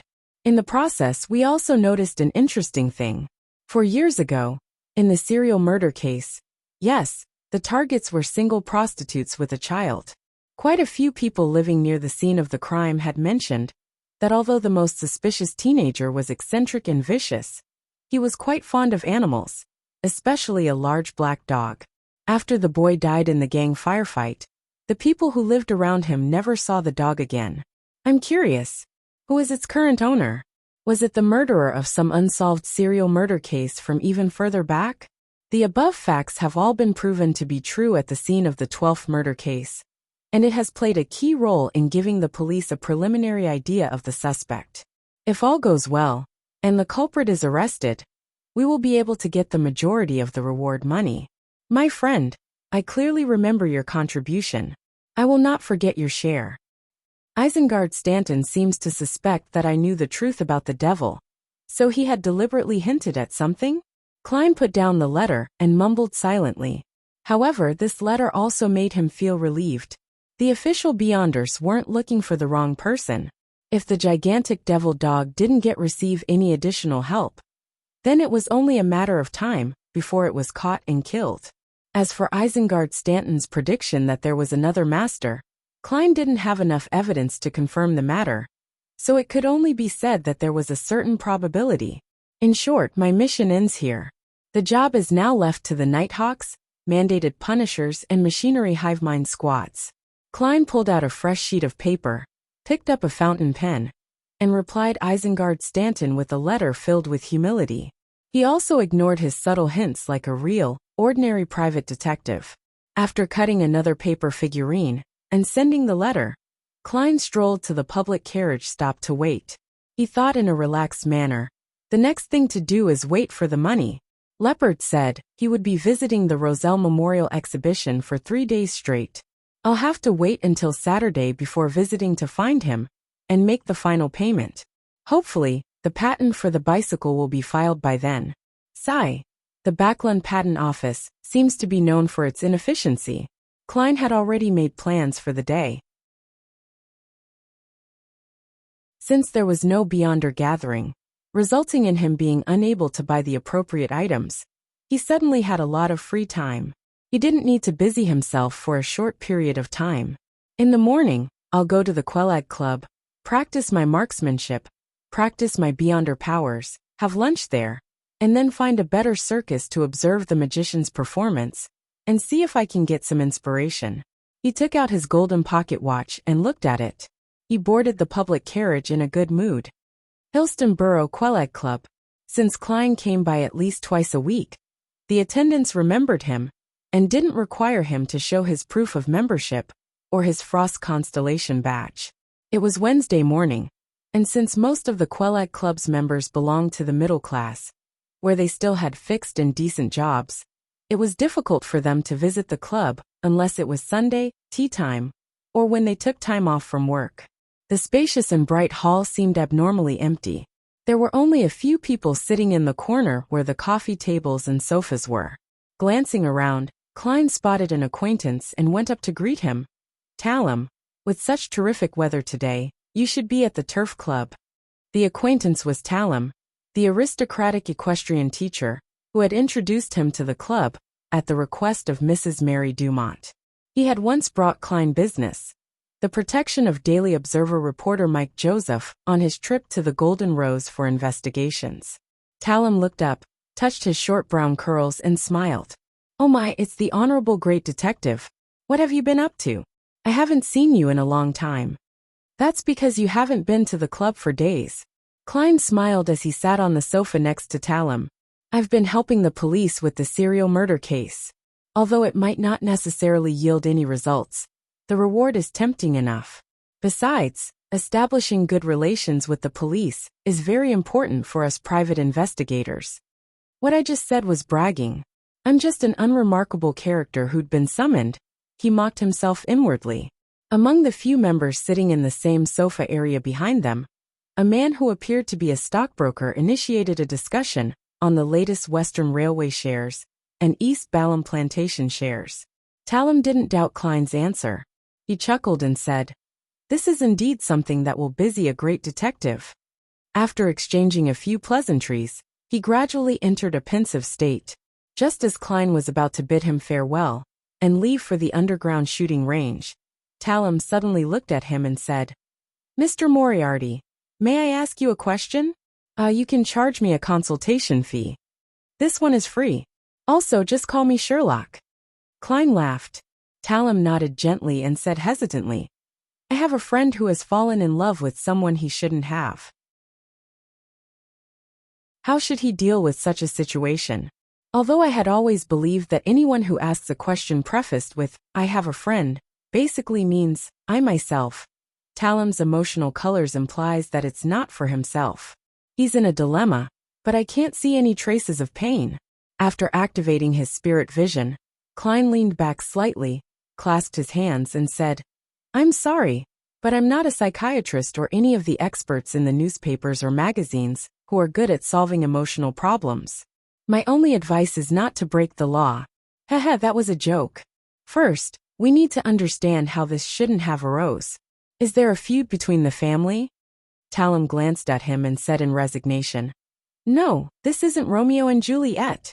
Upon hearing Talum's reply, Klein seemed to hear an illusory murmur in his ears. "Author Roselle Gustave. Author Roselle Gustave. Author Roselle Gustave." Shaking his head, he apologized to Shakespeare and smiled. This piece of work by Emperor Roselle is just too classic.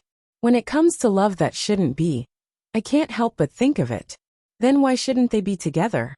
Talum fell silent for a few seconds before saying, I have to keep it confidential. I'm sorry, just pretend I didn't ask. Confidential? That must be someone with certain standing. In love with someone of the same sex. In love with someone who is related by blood. Klein held back his curiosity and said with his hands spread out. Then I can only give you one more suggestion. Read bestsellers about passionate love like Stormwind Mountain Villa and Love and Jealousy. Talum quivered his lips a few times, sighed and said, Sigh. That can only be used as the last resort.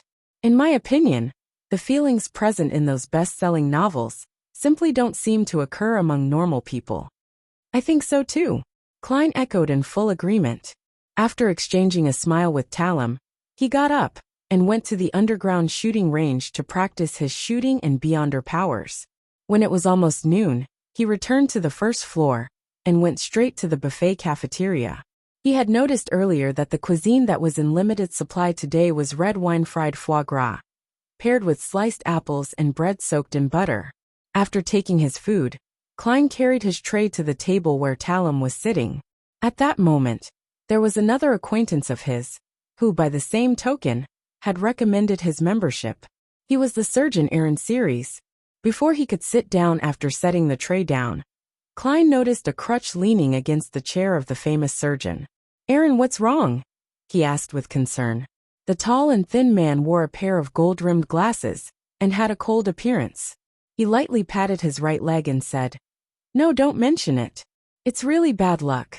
I fell down the stairs and suffered rather serious fractures, so I could only fix it with a plaster. You really were unlucky. Klein sighed in agreement, cut a piece of foie gras, dipped it in sauce, and put it in his mouth. The fragrance that was emitted the moment they melted in his mouth stimulated all of his taste buds. I've been out of luck for a long time. Aaron nudged his spectacle frames and rubbed his temples in passing. He then looked at Klein, then at Talum before asking hesitantly, Mr. Moriarty, do you? What? Klein looked up. Aaron lowered his voice. You're a famous detective. You should know a lot of people, right? It's quite all right. Klein didn't understand what Aaron was up to as he answered perfunctorily. Aaron looked at Talum again and took a deep breath. Do you know anyone who's like a village witch doctor? No, I mean some of the more capable fortune tellers or mysticism enthusiasts. I feel that my recent string of bad luck is too abnormal. I know it's likely to be a fake or a scam, but there's no other way of shirking my bad luck.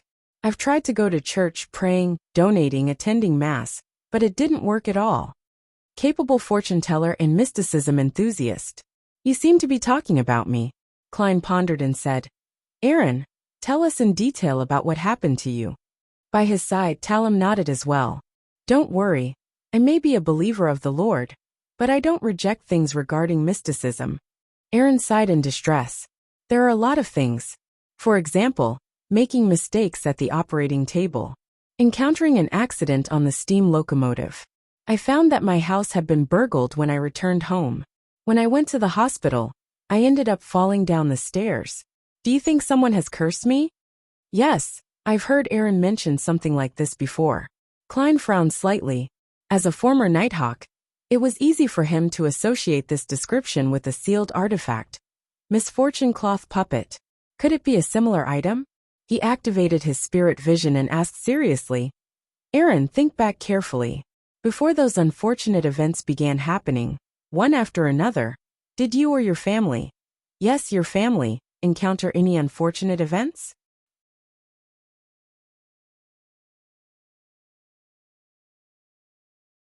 Chapter 326. Professional suggestion. Klein had wanted to ask if Aaron or his family had brought home anything which was relatively more unusual, such as a slightly dirty rag doll, before the unlucky events befell him. But as soon as the words reached his mouth, he suddenly felt that it was too direct, and could easily expose the fact that he knew a lot about mysticism. Although this could be explained away by the fact that he was experienced and knowledgeable, there was no need for him to take the risk. Instead, he took a more roundabout approach and asked Dr. Aaron if his family had suffered the same ill luck. Upon hearing his question, Aaron Series carefully recalled and said, "No, except for the steam locomotive accident that occurred to them as well. They were the same as before. Most of the time, they didn't experience anything especially lucky or unlucky.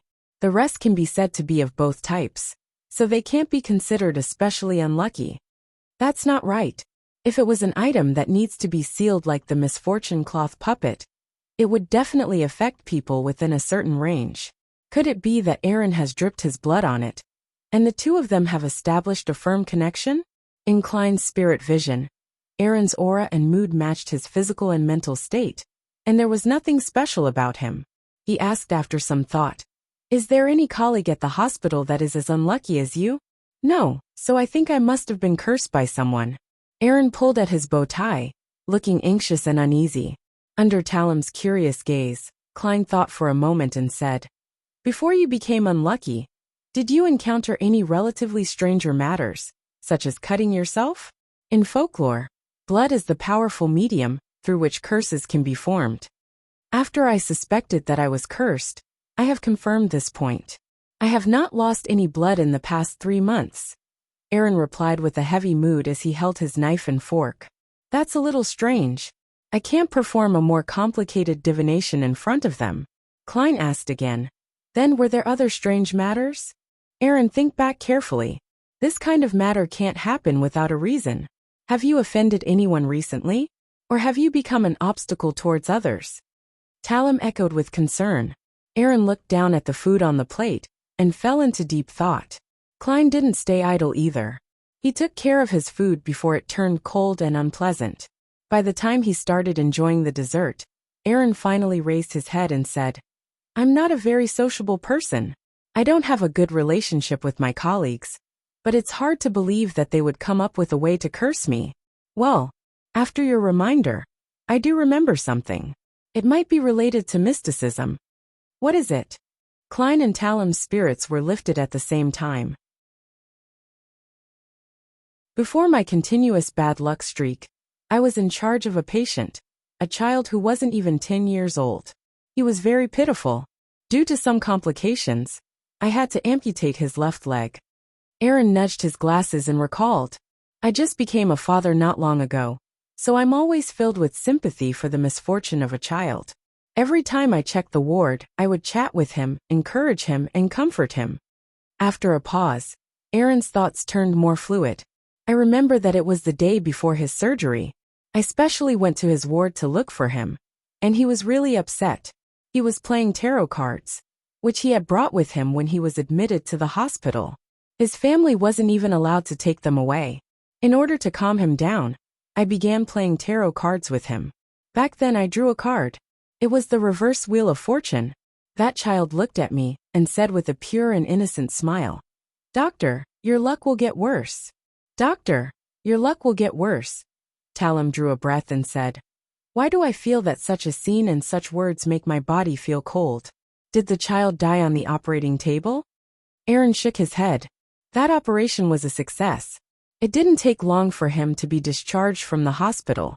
He even specially thanked me. So, I've never suspected this. But now that I think back, I find that this is the only time in the past 2 months that I have come into contact with something related to mysticism. No matter what, regardless of whether it is useful or not, tarot cards are still used for divination." At some point, a brass coin had appeared in Klein's hand. It was bouncing and rolling at his fingertips, seemingly symbolizing the analysis process of a famous detective. The coin was flicked up and fell into the palm of his hand.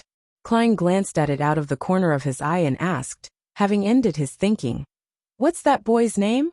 Where does he live?" Aaron answered without hesitation, "His name is Willa Septon.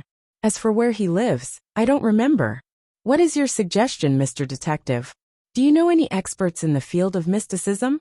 Klein took a sip of his black tea and said with a smile under the expectant gazes of Aaron and Talam, "My suggestion is to go to the cathedral of the deity you believe in, tell the bishop about your recent misfortune, and then ask him if he has a solution. Aaron, I remember you were a believer of the Evernight goddess, right?" He had almost said goddess, but fortunately, he remembered his identity as a detective who believed in the god of steam and machinery. However, my prayers to the goddess, my participation in mass, and the donation of money and items were all useless. I think I should find some capable fortune tellers. Aaron didn't agree with Detective Moriarty's suggestion. Talum echoed with a nod. Yes, the deities wouldn't care if you were lucky or not. Luck is a blessing, and misfortune is a test. Friend, your faith isn't pious enough. Be careful. The Lord of the Storms might zap you with a lightning bolt. Klein looked at the two separately and laughed.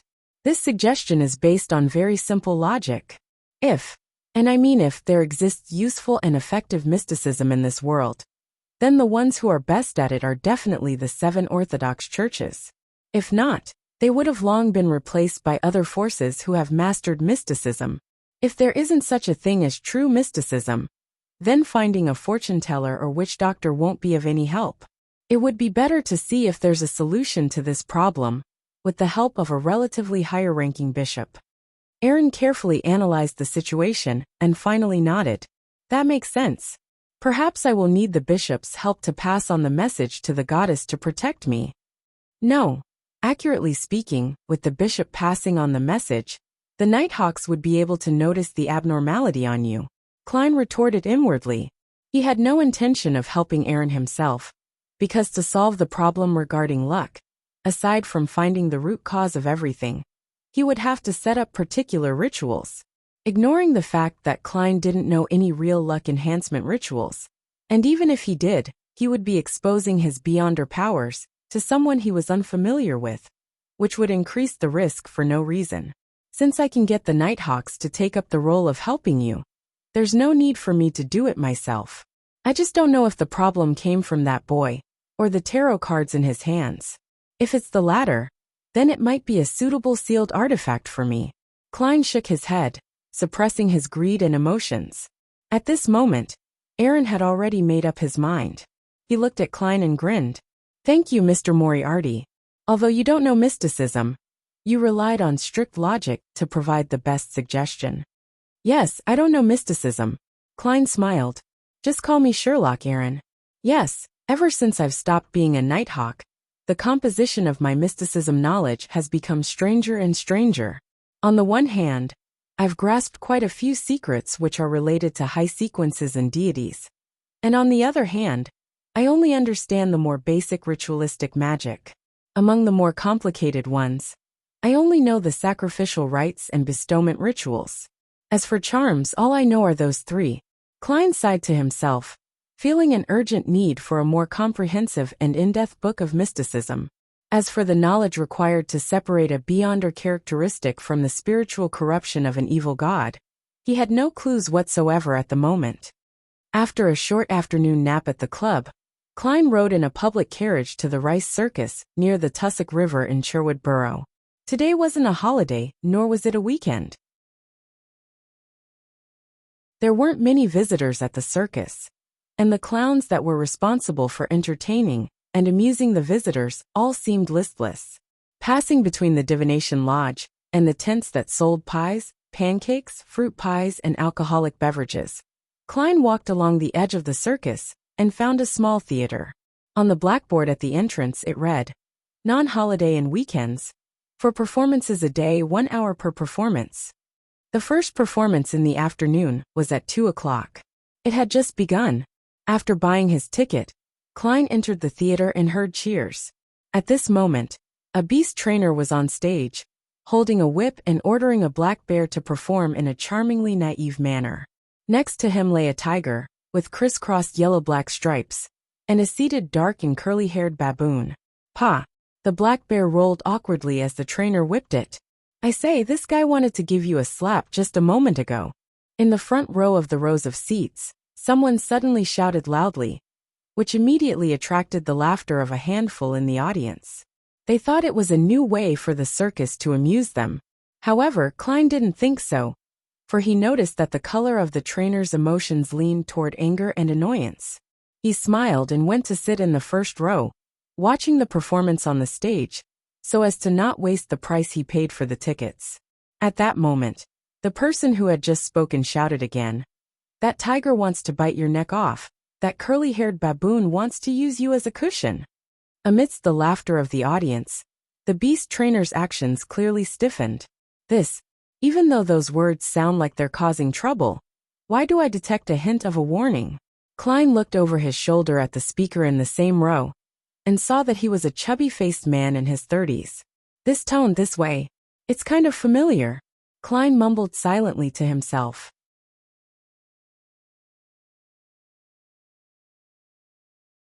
Chapter 327. Encounter on the road inside the small theater of the Rice Circus. As long as something felt familiar, there was no problem for a seer to recall it. Klein nudged his gold-rimmed glasses up on his nose, leaned back, and murmured something almost soundlessly. Soon after, he pretended to close his eyes to rest for more than 10 seconds. In reality, he had used the help of cogitation to quickly fall asleep and be reminded through his dream. It was a rather dim room, with only one candle flickering on the coffee table. The people sitting around it were all wearing black hooded robes and iron masks that covered only half their faces. Deliberately massaging his glabella, Klein opened his eyes and continued watching the beast-taming performance. He had interpreted the revelation and knew the source of the familiarity. The scene in the dream was of the Beyonder gathering organized by old Mr. Eye of Wisdom. There was also an apothecary with a chubby face who enjoyed using sarcasm as a warning. Although he was clearly a kind-hearted fellow, he always gave others the feeling that he deserved a beating. Could it be that apothecary? That shouldn't be the case. When did he learn beast taming? According to the confidential records of the Nighthawks, an apothecary doesn't have spirit vision, like those of the seer pathway, who were able to distinguish emotional colors in detail. Well, when it comes to the color of auras, they're actually quite good at it. Klein's thoughts slowly dispersed without affecting his appreciation of the performance on stage. In his spirit vision, the emotional colors of the black bear, the tiger, and the curly-haired baboon were indeed unstable. If there was an addition level of provocation to a certain degree, they might very well rampage on the spot. This indirectly confirmed that the chubby man who had just spoken wasn't causing trouble. He seemed to be able to read the thoughts of the three animals and understand their impulses. Having received the warnings, the beast trainer's face darkened with anger, but even so, his actions were instinctively gentler. He was more careful, and the show ended without a hitch. After that, there was a simple but comedic skit. Only when it was over was it the magician's turn to perform. This magician wore a tuxedo. He wore a bow tie of the same color, as well as a large top hat. The moment he appeared, he spat out fire from his mouth, which immediately caused the audience to applaud and cheer. Such a simple trick. Klein, who had excellent eyesight and had watched quite a few magic lesson programs, understood the gist of it with just a quick glance. Next, the magician performed the classic escape act, releasing flying doves from his hat, pulling out flowers, card tricks, and so on. Klein thought he could easily see through every one of the magician's tricks, but he was surprised to discover that, at some point, he actually failed to do so because his attention had been drawn to where the magician wished it to be, causing him to ignore the key details. He clearly doesn't have any Beyonder powers, but his technique is still able to fool my eyes. The key point is grasping attention. The magician's second rule is fully divert a target's attention, thus achieving the desired effect? Klein made a guess in his mind, which he wasn't sure if it was right or wrong. It needed him to act it out to receive feedback. At this moment, the magician's performance came to an end. The audience weren't stingy with their warm applause and cheers. The atmosphere in the theater reached its peak that afternoon. The third rule. A magician's performance requires the applause of the audience for his performance? Klein muttered to himself in a half-joking and half-guessing manner in silence. Shortly after 3 o'clock, he pulled the collar of his black double-breasted frock coat and left the small theater.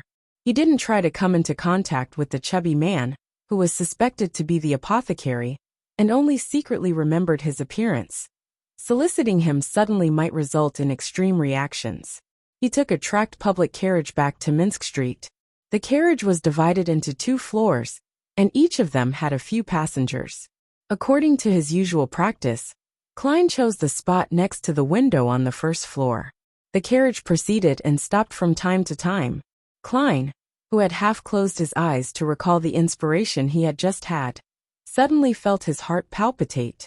He became sober and rational. The reaction was like someone had forcibly intruded into his dream or channeled his spirit. At this moment, he clearly knew that he was no longer in the real world. As someone rich with experience, he pretended to be unconcerned. He looked around and saw that the gentleman in a tuxedo and top hat to his left was still flipping through a newspaper.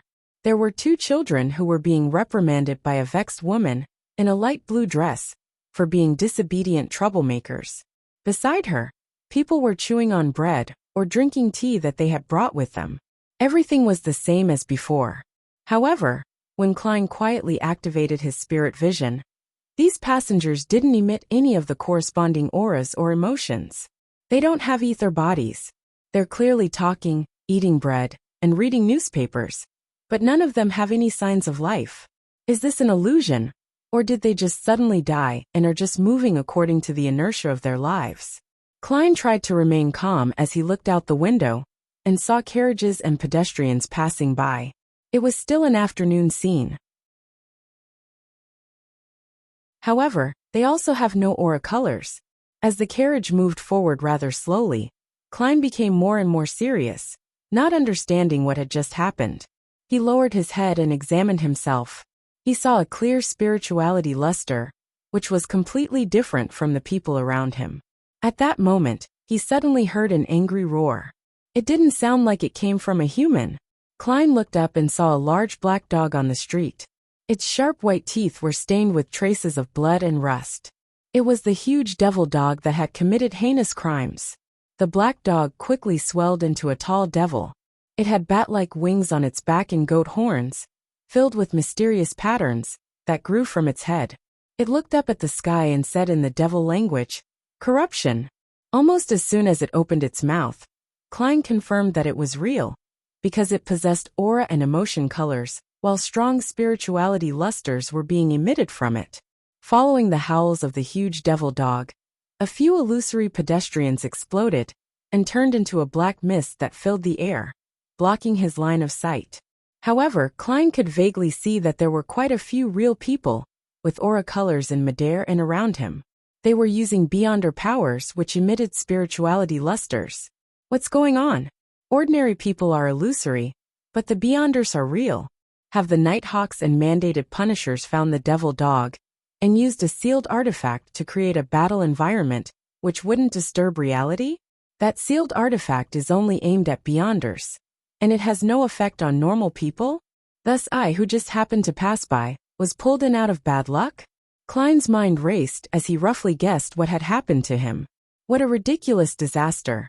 Just as he was sighing with emotion, he suddenly heard a blood-curdling shriek, a blood-curdling scream, and a loud scream.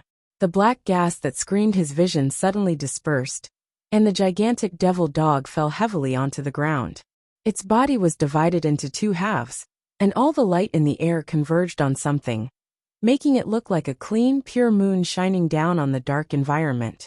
The gigantic devil dog tenaciously roared again, and its body suddenly exploded.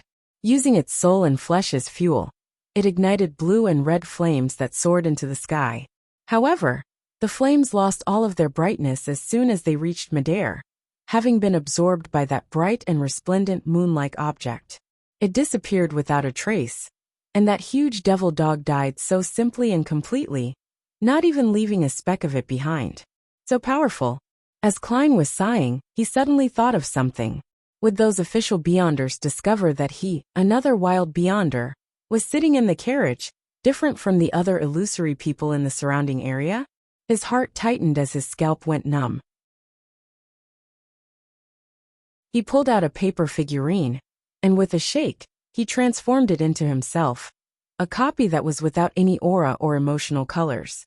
As for him, with the help of the substitution spell, he hid in the paper figurine's shadow.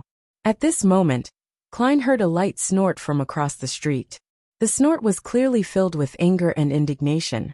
"Who is it?" It doesn't seem like the sound an official Beyonder will make. Klein was puzzled, but he didn't dare to dispel his double and peek his head out to look. Following which, a few pairs of eyes swept across the crowd, not stopping for even a moment. When all this faded away, Klein saw that the void around him had cracked and shattered like glass. Then the feeling of reality inundated him, and he knew he was back in the real world.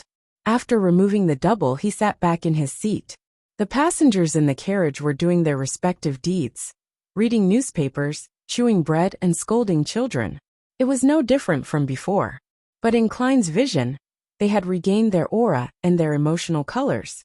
In addition, compared to earlier, the tracked carriage had clearly moved forward by quite a distance. It seems like in that special battle environment earlier, time and space are synchronized with reality. If that battle had continued for a long time, then the carriage would have left the area of influence, leaving me alone there. Alone there? That would be an obvious exposure. Fortunately, Backlund is the capital of capitals and the land of hope. There are high-sequence Beyonders from the 3 major churches residing here. Klein thought with a lingering sense of fear. He had originally thought that even if they had locked onto their target, it would still take the Nighthawks, mandated Punishers, and others several days to find the Black Devil dog. Moreover, that was on the premise that the dog hadn't left Backlund. That was something certain, because leaving Backlund would mean stepping out of the range of the ritual, and the advancement would fail. And to the devil, the negative impact of a failed ritual would cause it, who was already struggling at the edge of bloodlust, to immediately lose control. Who would have thought that just after 1 night and half a day, the gigantic devil dog would be discovered, executed, and cleansed? Terrifying. This is Backlund. This is the true power of the 3 churches. A Sequence 6 Beyonder, who's just about to advance, was merely exposed, and had left behind the tiniest of traces. Yet he was quickly found and killed so easily. This is a devil that can sense danger ahead of time. From the looks of it, some sealed artifact perfectly hinders this trait. In the future, I must be even more careful. Klein felt that he had learned a great lesson. At this moment, he remembered the strange snort he had heard earlier. It seemed to be the companion of that gigantic devil dog. Its master. He was actually not discovered. Perhaps the final explosion of the gigantic devil dog was secretly orchestrated by him. Of course, it's also possible that he's a member of some secret organization that is unsatisfied with the official Beyonders. Klein abruptly looked out the window on the opposite side of the carriage. All he saw were people walking past looking ordinary. They either wore tweed coats, half-top hats, or bright long skirts. He couldn't tell if there was anything wrong with them.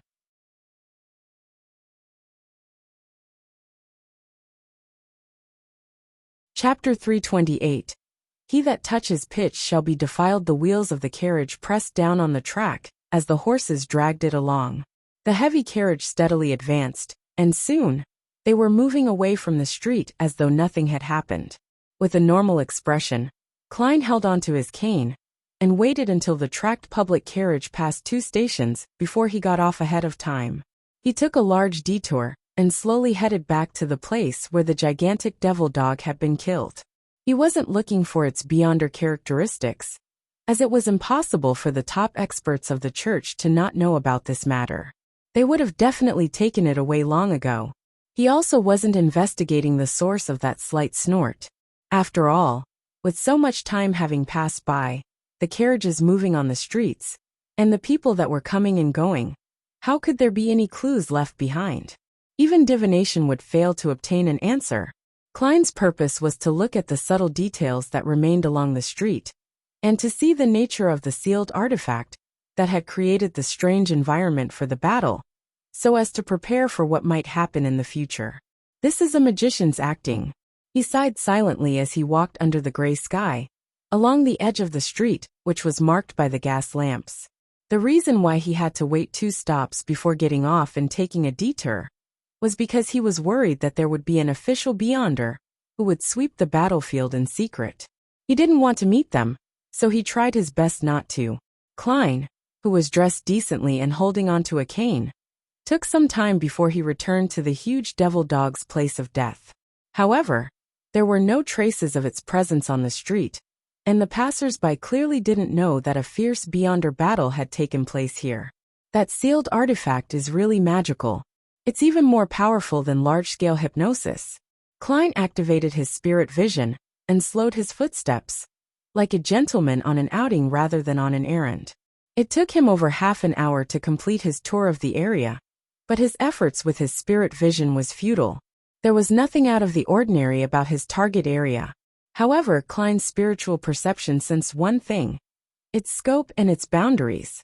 When I entered the block and left from another direction, I felt a subtle and illusory feeling, as if I entered a different world from another world. That is to say, the sealed artifact's scope of influence can reach at least one block, and its upper limit is temporarily unclear. Klein stood outside the target street and nodded thoughtfully before returning. He went to a decent cafe, ordered a cup of Southville coffee, and sat down by the window. As he drank the fluid with a rich aroma, he observed the street outside, which was beginning to bustle as time passed by, hoping to see any changes. Unfortunately, what he had been looking forward to didn't happen. Of course, he wasn't without gains. At the very least, he confirmed that a magician never performed unprepared, which was one of the rules of acting. He felt that the characteristics of the subtle precipitate in his body stirred a little.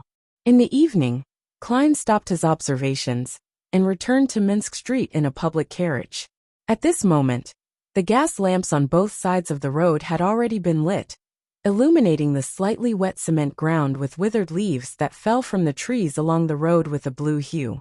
Holding his cane, Klein strolled past the house of lawyer Jürgen and strolled to Unit 15.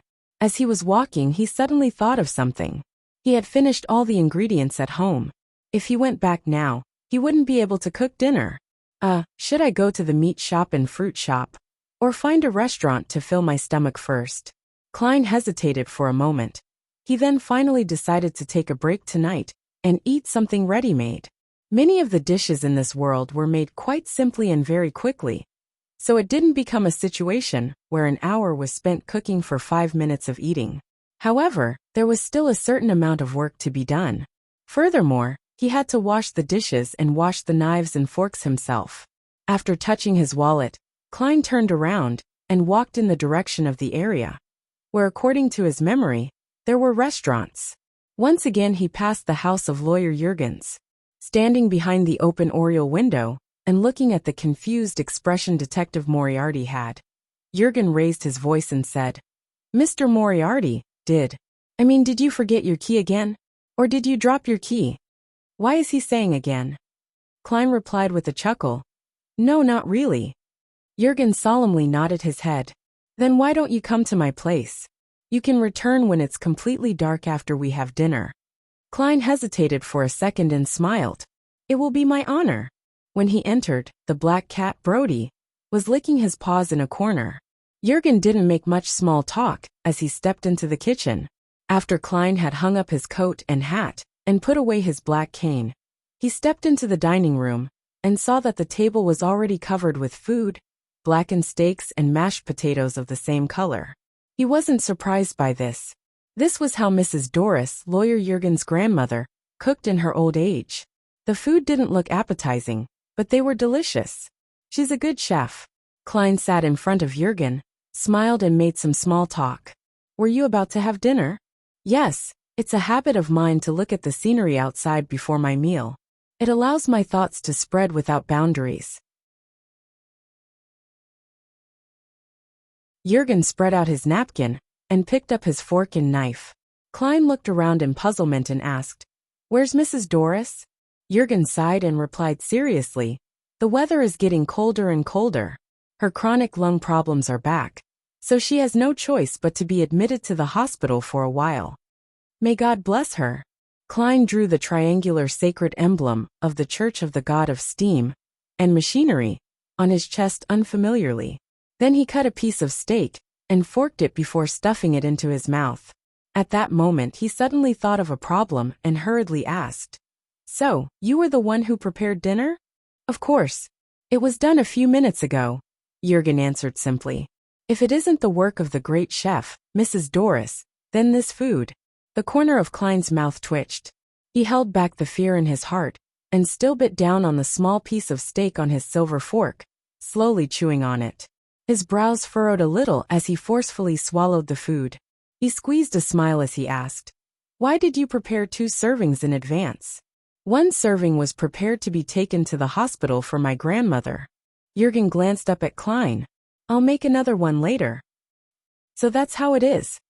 To be polite, Klein secretly took a deep breath and steeled himself, as though prepared to do battle with the food in front of him and finish it. By the time he was finished, Jürgen still had a tiny bit left. The senior solicitor put down his fork and knife, picked up the glass beside him, took a sip of red wine, and asked without expression, "How's it? Which dish do you like the most? I know there's still a large gap between my skills and my grandmother's, but it shouldn't be too exaggerated." "Mr. Lawyer, I suspect you have problems with your sense of taste besides facial myopathy. Can't you realize your standards?" Klein smiled, moved his head from left to right and said, "The white bread isn't bad. That was bought from Dodge Bakery." Jürgen rebared his head and finished the rest of the food. After drinking the remaining wine, he thought for a moment and said, "Detective Moriarty, I want to entrust you with a simple task." "What is it?" Klein kept drinking water. "The mashed potatoes were too salty. My grandma's been in the hospital lately. I might not be able to return because of my cases. This will lead to Brody being hungry." Jürgen glanced at the black cat. "I want you to feed Brody when I'm not back, clean up his litter box, and play with him for a while. He loves to be scratched under the chin. Yes, every night at 10. If there's no light in the house and it's dark, you can come in. 2 solely every time, until my grandmother comes home." Klein saw the solemn and prim look on Jürgen's face. He smiled and said, "It's a simple task. The reward is quite generous. I have no reason to reject it." As he spoke, he turned to look at Brody the black cat and smiled at it. Brody slowly turned his body and faced Klein with his back. Klein's smile couldn't help but freeze on his face. After drinking his fill, Klein excused himself from Jürgen's place.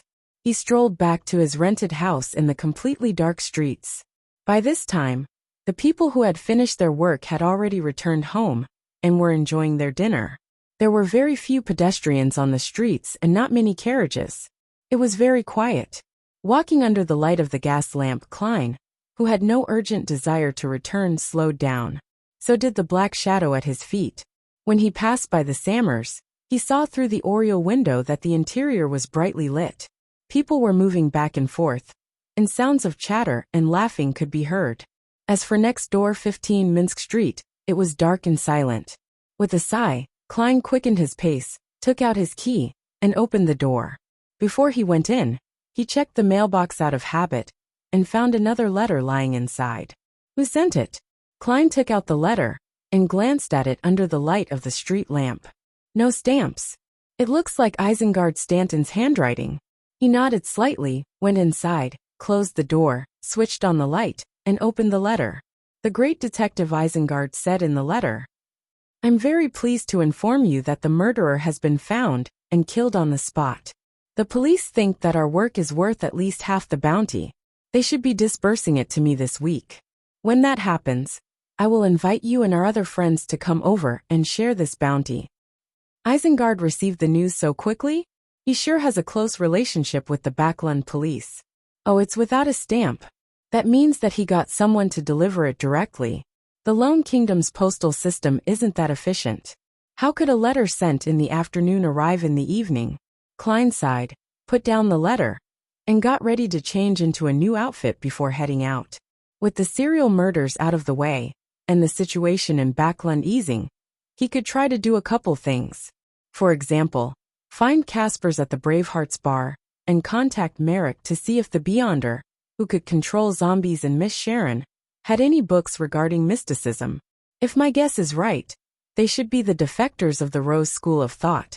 They were previously in an official organization, and they must know a lot of mysticism knowledge. And now, I have enough money to buy them.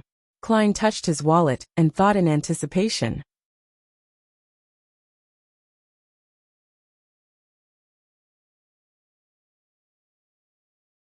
Chapter 329. Claw marks Backland Bridge area, Braveheart's bar. Klein pressed down the cap on his head, carefully protecting the wallet in the inside pocket of his grayish-blue worker's jacket. He walked around the customers who were surrounding the boxing ring and headed for the bar. On the way, he looked around and didn't see the black market arms dealer, Kasper's Kalinin. He's either playing cards or playing billiards. Klein nodded to himself, sat down at the bar, and said to the bartender, half and half. He had seen someone drink this type of alcoholic beverage the last time, and he felt that it likely suited his palate. At least it's better than pure malt beer, Klein thought to himself. The bartender raised his head and glanced at him. Which 2 alcohols do you want mixed? Different choices, different prices. The typical one will do. The last time he saw someone drink it, the person had used alcohol of the worst quality. The whole glass of half and half was only worth 2.5 pence. 4.5 pence. The bartender watched as Klein arranged the brass coins on the bar, and then went back to mixing. He said in passing, "You here for Kasper's? He's not here anymore. His business has been snatched." Huh? Klein didn't expect such an answer. Before the bartender could reply, a man with a protruded mouth next to him laughed and said, "Yes, we've chased Kasper's away." "Huh? How can a lame old man like him do such a business? If you have anything you need, feel free to come to us. Find our boss." A gang war?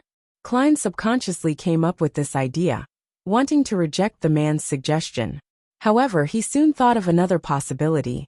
Could it be that the Rose School of Thought has deliberately sought out a gang to suppress Kasper's, so as to force Merrick and Miss Sharon to jump into a trap? Yes, it's quite possible. Kasper's had been working here as a black market arms dealer for a long time. He's definitely not someone who can be chased away just like that. A while ago, because of the series of murders, the atmosphere in the whole of Backland was rather tense, and the Rose School of Thought or other hidden factions wouldn't dare to recklessly kill and use spirit mediumship on Merrick and Miss Sharon. Even if they found them, this would result in a lot of bloodshed. And since they obviously only have a few suspects and are unable to confirm anyone else, having a way to contact Miss Sharon and Merrick for the time being. Klein swallowed the words he was about to say and asked instead, "Can I first get a quote before deciding whether to purchase?" He planned to observe the faction made up of ordinary people who had taken over Braveheart's bar's black market. If he discovered any problems, then he could use them as a favor to give to Kasper's, Sharon, and Merrick. In any case, Klein didn't want any conflict.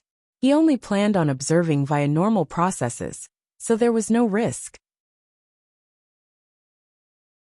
Yes, the only requirement is. The man made a zipping motion with his hand in front of his protruding mouth. No problem. As soon as Klein answered, he saw the half and half in front of him, and the copper coins had been taken away by the bartender. Without any intention of wasting it, he tipped his head and drank it. His brows gradually furrowed. It's not what I thought it would be. The taste of the spirit is too heavy, the grape flavors are too mild. Klein put down his glass and followed the man to the third billiard room, where Kasper's used to stay in. When he was about to reach the door, he suddenly thought of something.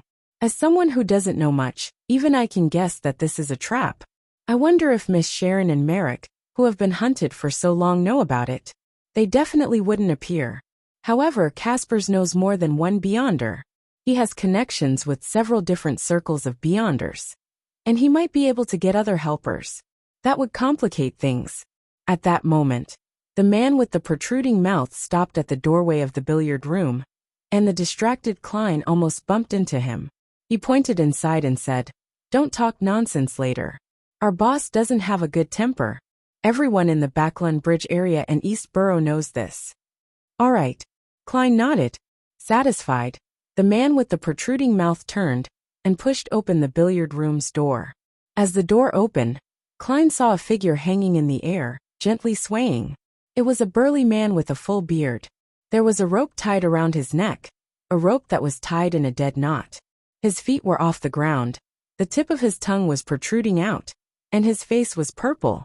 He wore a contorted expression. "Boss!"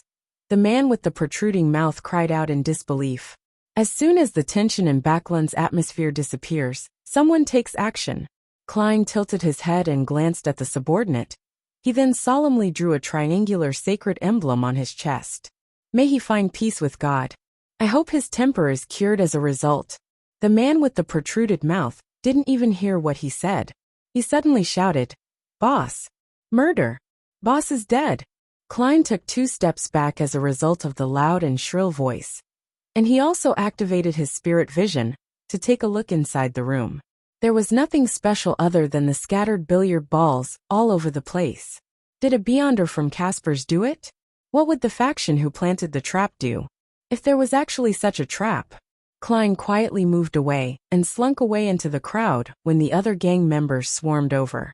He glanced at the kitchen of the Bravehearts bar, and with some thought, went over and familiarly passed through to the back door. As soon as he pushed open the not-so-heavy wooden door, Klein felt a cold wind blowing against him, which caused him to shiver. And amidst the cold wind was the faint smell of blood. He listened for a moment but saw nothing. He took out his penny and flicked it up. The landing sound was cut off by the wind, and Klein looked down at the copper penny in his palm, confirming that it was heads.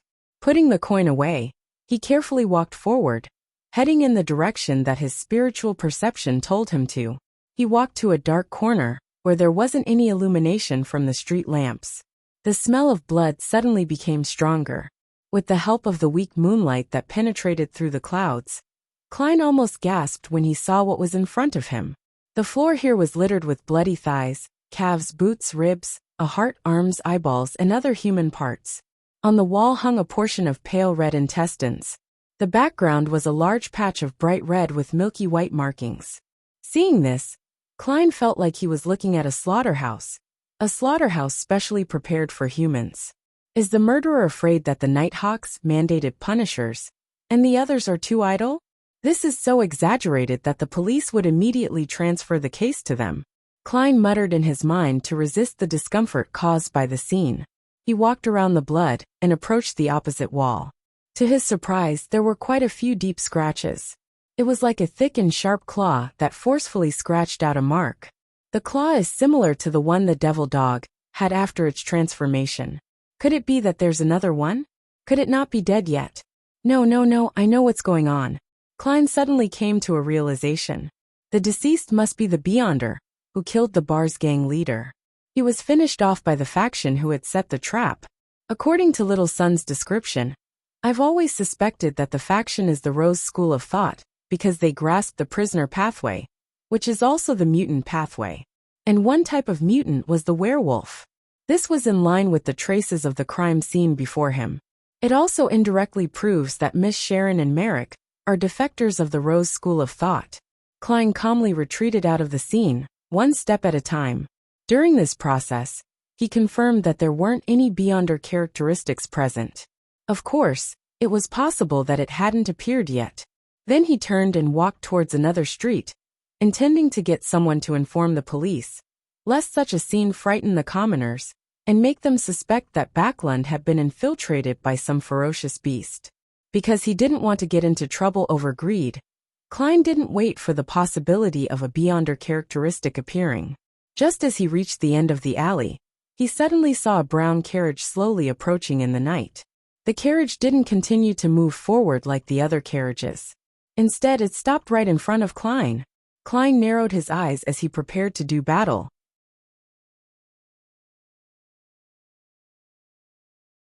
However, whether it was his spirituality intuition as a seer or the battle sense of a clown, neither of them gave him a warning.